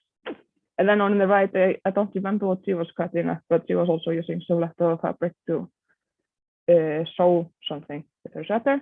And then it's also common to use embroidery or adding on some kind of like buttons or pearls. I got like also bags of buttons and pearls that they also get so much of in the Red Cross. So most of the materials I used in the workshop were like thrifted or from the Red Cross, or like someone came to the museum and gave it to me because they want to get rid of it. And then it was really popular to do the darning technique. And it's also so interesting with the workshop because I was the teacher and I maybe made that like or designed the space of it, but I myself have never really tried out darning. I don't have the patience to do it, but people were still just coming and trying out what they wanted to do. And they used also the books for like guidance. So it's also just to create the space to just do something new and try something out. And then the main thing people worked with in the workshop is the needle felting. I don't know if I can. You can see it here on this video. I thought it would be a bit bigger, but in needle felting, you just take spun wool. You put a sponge inside of the sweater, and it could be a hole like you can see in the video in the sweater, and then you just place the wool on top of it, and then you have a special like needle felting needle, and you're basically just punching the wool into the fabric, like you can see on that sweater. I'm gonna show the beginning again. You can see the hole and how you just place the wool on top of the fabric, stab it with, you need a special needle, felting needle though. They look exactly like regular needles in a way, but if you look really, really closely at it, there are like little spikes that go like the opposite direction on the needle. And when you punch it into the wool, it's called dry felting also. And that's a really, really easy technique that is also very commonly used in my workshops, which I'm going to tell you about more now. And oh yeah, and you also need a sponge to have underneath. I also like got some sponges from it's called Fólk in Síðumúli, I think. They like do sofas and stuff, and they have a lot of cut-offs of sponges there. If you ever want to thrift some sponges, it's a good place to go. And you can see here on pictures that people did use needle felting out quite a lot in the workshops, because that's like what I was also investigating in my open studio was like simple ways for people to mend their clothes, so you don't have to have any experience or the patience to knit the whole thing or do the darning thing. And you can see on these pictures like some people doing the needle felting. You see Anna there down in the corner, needle felting a pattern on a red sweater.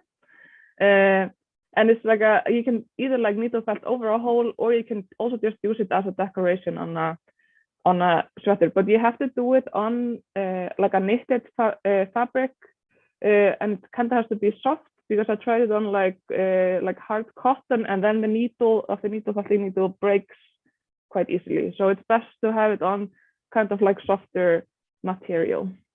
And you can also, like you can see on the picture up in the left corner, you can also just needle felt kind of like patches that you can then sew on afterwards.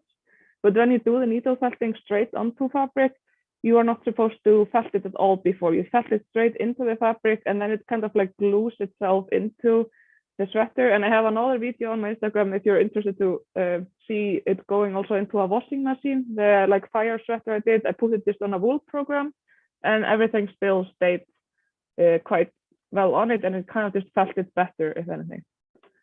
And here you can also see from one workshop, there was a girl and she came with hairs, took hairs with her from her dog, and she needle felt this. She had like this turtleneck that had like kind of like was falling apart, and she needle felted those little dots from her dog's hair on the neck of her turtleneck, which is also, you can also use animal fur, any kind of, I think, animal fur to needle felt with. You can also use at least cat hair and rabbit hair to do it. So now she has also like a really personal turtleneck sweater with her dog's hair decorating it. And then I have had quite a few workshops since, and like you can see, the needle felting it's a really approachable way. And in August, I participated in the Pictoplasma conference in Berlin. It's like a character design conference. And there I thought it was also interesting to kind of bring out this conversation into like a conference that was not at all about like sustainability or circular economy or anything. And I had a 70 people workshop there in like 3 hours, and we got secondhand sweaters from the textile gathering in Berlin. And people turned their sweater into, it was called the turn a sweater into a friend, because all the people at the conference are like character designers, like illustrators, most of them. And I just used the needle felting technique. And you can see some pictures here of the workshop. It was like really active, and it was so interesting to see all the sweaters turning to life. And here you can see some of the sweaters that came out of that workshop, and they were all very, very like personal. And it was also kind of like summed up everything I want to do, is like turning something that was kind of like going away somewhere, we don't know where it would end, and turning it into a friend and something important. So you can see that on those pictures. And then I kind of ended now talking about the workshops, but I just also wanted to share with you, because you're also thinking maybe about more technical or like tech stuff, because I have kind of just backed down into going back to the old ways of doing things, which I think is also really interesting to combine the old techniques and things into something new. And 2 weeks ago, I went to Blöndos, where they had a textile lab, and they got an amazing machine there. I recommend everyone thinking about recycling old fabric to go and check out that machine. It's called just a felting loom. Like I showed you with the needle felting, it's then I'm just working with one needle, but in the needle felting loom, there is just like thousands of needle felting needles going up and down really fast, and you just put your fabric through, and the needles are felting the wool at the same time as it goes through. And you can see here, this here is all just cutouts of my knitting. Like I've been gathering them for years, and these are I just piled them all together into like a kind of like a pizza, and then I put it in to the machine, and it kind of eats it in. You kind of have to help it a little bit, and then you can see in there are the needles going up and down and up and down, and then it comes out on the other way, felt it together. You kind of have to put it like in maybe a few times, but you can see I have it here behind me. Like it turns out it's like a fabric that it's stuck together, and you can use it with other things and like leftovers like this. I also tried out, because I still have so many things on the red first, I tried out like mixing one sock and a farmer's market sweater. I tore them apart, and of course you cannot use the leather in it. It all has to be soft things that goes into the needle felting, otherwise it breaks the needle. And here I had taken the sock and the sweater apart, and then you can see on the right, I felt that I was just doing like trying out a poncho for a costume I was doing for a project, and you can see how you can felt together like the yarn. And this fabric is like, it's really sturdy. I could cut through it and it would not fall apart. It's just a new kind of fabric, and I think it could be really interesting to use for like more like interiors or housing or something like that. And I'm really excited to see if more people in the future try out this really cool machine in Blönduós. And yeah, then in the end, I've also been experimenting in it's called Mixtura, similar to PubLab, where they have the embroidery machines. They also have one in Blönduós. I think it's the same as they have in PubLab. Just also doing, because I always have to mark my things that I sell, and I was just trying out using some kind of second-hand fabric I had gotten to do my little labels, and I just wanted to end this presentation with that picture. And also, because we are not meeting in person to do a workshop, if you have any kind of questions after this talk, or if you want to borrow some of my tools or fabric or things for this hackathon, then please just email me at ýrurari.com. I am based, my studio is in Seljavegur in downtown, and I will be here all day tomorrow if some people need some stuff from me that they would like to use. So yeah, please ask some questions now though, if you have any.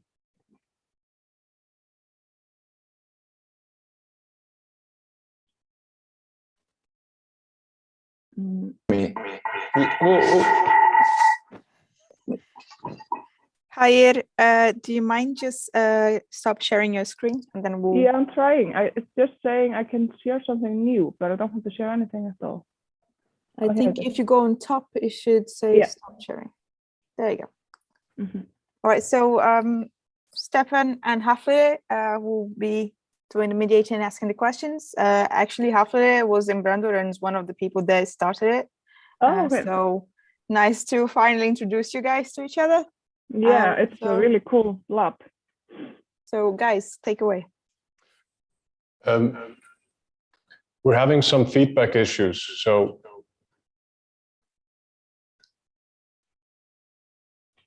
we can. It's fine. Yeah. A little bit of echo. I think we should just turn off those speakers.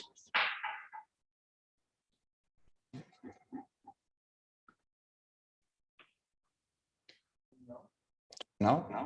No? How about just using the computer? But we could talk here. I'm just muting the computer for a moment. Hafle, do you have a question to start with? Yeah, so I wanted to kind of go into the question of being able to customize and really make your own clothing or express yourself through your own kind of making and being sustainable in that way, mending your clothes and how that could be a counterculture towards fast fashion. Mm-hmm. And if that's something you're trying to inspire, or what message are you trying to convey with the with the projects that you're trying to make?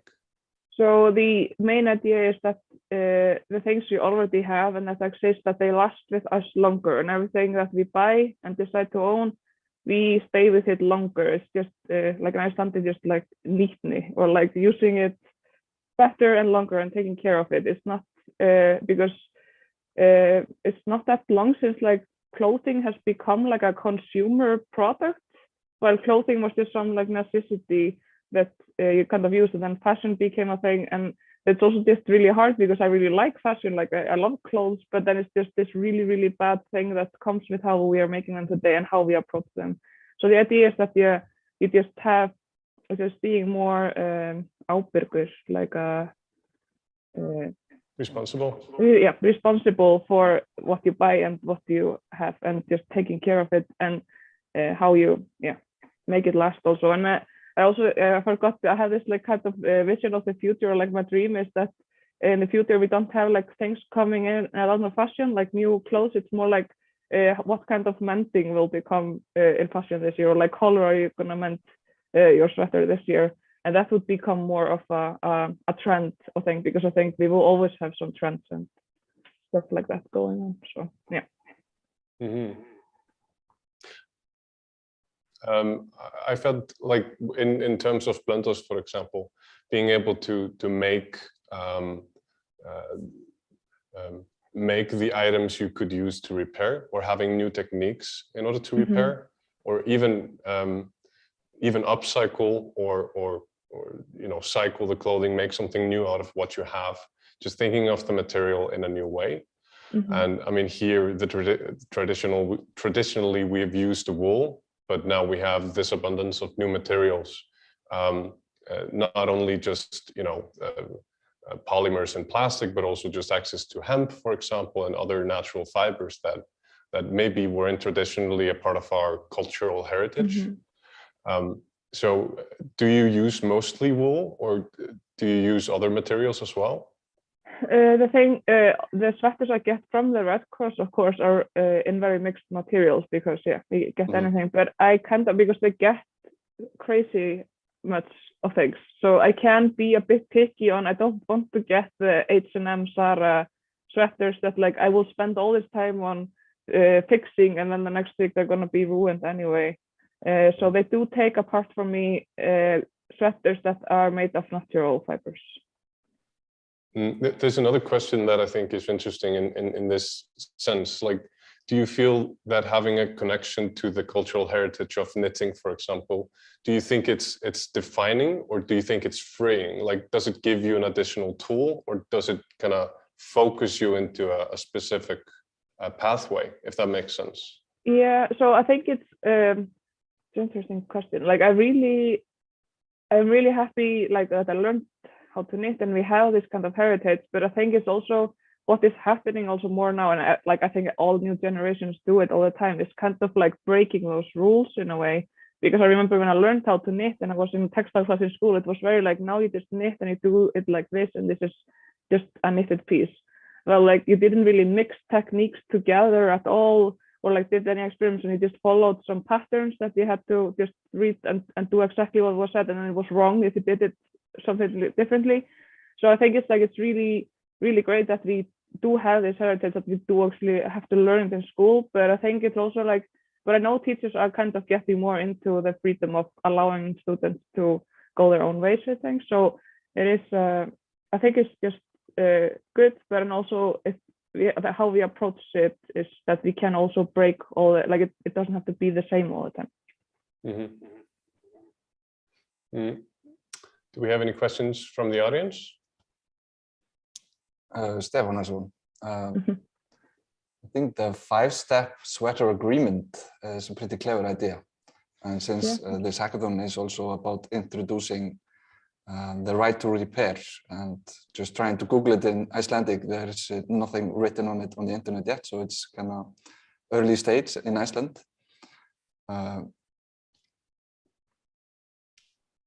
How can we put this mindset into people? Yeah,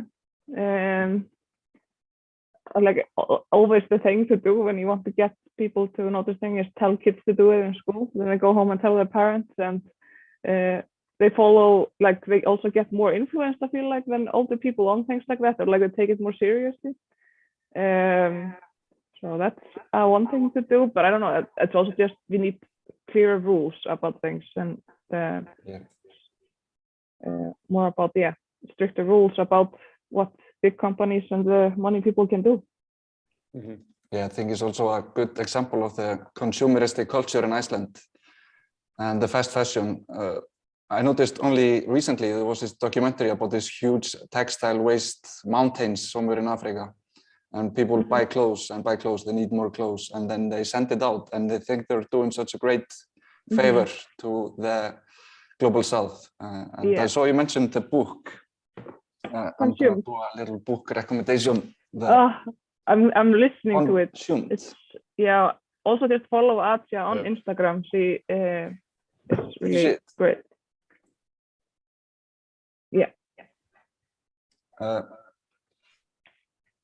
Can we say to everyone, read this book?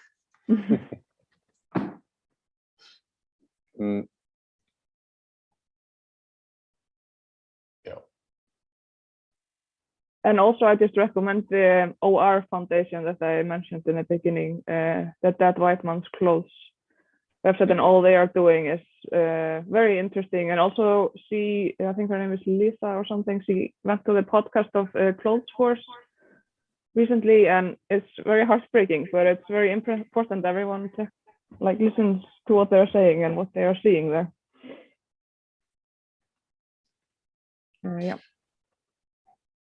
Do you think that clothing is like around you in your circle of people that you interact with?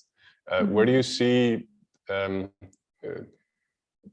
trend in how we interact with textiles? Because obviously a lot of people now notice, and we notice that this is a huge and tremendous both part of our lives, but also it's a big problem. Do you have a future vision in mind, like how we kind of interact with this industry? I have my idea I want to go through it is that we are not allowed to send our clothes out of Iceland and see what we have to do with them, because we are taking in tons of new clothes every year, but then we also just send thousands of tons back somewhere. But what would happen if we just have to keep it all and just becomes something we have to do something with?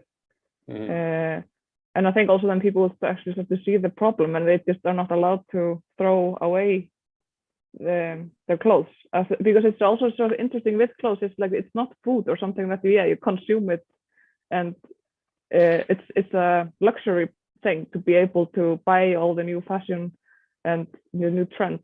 So it's just, I don't know. Do you have any ideas how we can change it? Do you think that fashion will then be more kind of localized, more in in a local community rather than maybe on a European or even international scale? Yeah, maybe. And I also think then maybe we will also just take the traditions we already have and we translate them into how we work with our clothes. Like in Accra, in Ghana, where a lot of the clothes are going, the OR Foundation looks at, they were writing that their cultural heritage of textiles in Accra, that is a huge thing that has been built up for decades, has completely changed, because they are not thinking about making anything new or of raw materials anymore, because they're just sitting up with piles and piles and of clothes. So they have really changed, and that's what the OR Foundation is doing, is kind of using the knowledge that is there and the handcraft things that they can do, and just how do you do it on all these old jeans or all these old things, and because there is a lot of old knowledge, and that's also how I have also moved from doing more tech stuff I thought I would be going forwards when I was studying, and kind of just going back to the roots of doing the most easy to do at home things that you can do.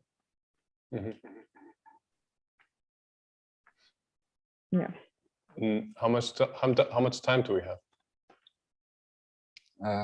21. No, I don't know. Anna, do you want to jump in? 18 minutes technically, but we can finish a little early. It's no problem at all. I think we don't have many more questions from the public at all. Ýr has given her contact, so if those who are interested to join us can then contact her directly. Maybe we'll put a post on our Facebook event page for your contact for tomorrow for those who are taking part in the hackathon and want to borrow things like you said, so they have the contact to be able to get in touch with you. So I'm just going to go back in. 1 second. So you are not in the same place, Anna, as them? We are. Oh, okay. But we are in different areas of the room. So I have a green screen. Okay. And they have the corner where we do the speakers. So I'm just going to include myself in the spotlight. There you go. So thank you everyone that came and watched today. The event is being recorded and is going to be available on YouTube for forevermore. So if you haven't been able to come and join us earlier, you can still watch the other speakers for as long as YouTube will let us have the video up, I guess. And tomorrow we'll meet again at 9 a.m. To hear from Mia Park, who is from the Upcycle Global Network in South Korea. And she does an amazing job, similar to what a few of us are tackling here in Iceland, but she does it on an international scale and mostly Asia. So it will be a very interesting talk. Those who are taking part in the hackathon and didn't manage to join us today on GatherTown and don't have a team yet, let us know, send us a message. We will be available tomorrow again at 12 o'clock for GatherTown.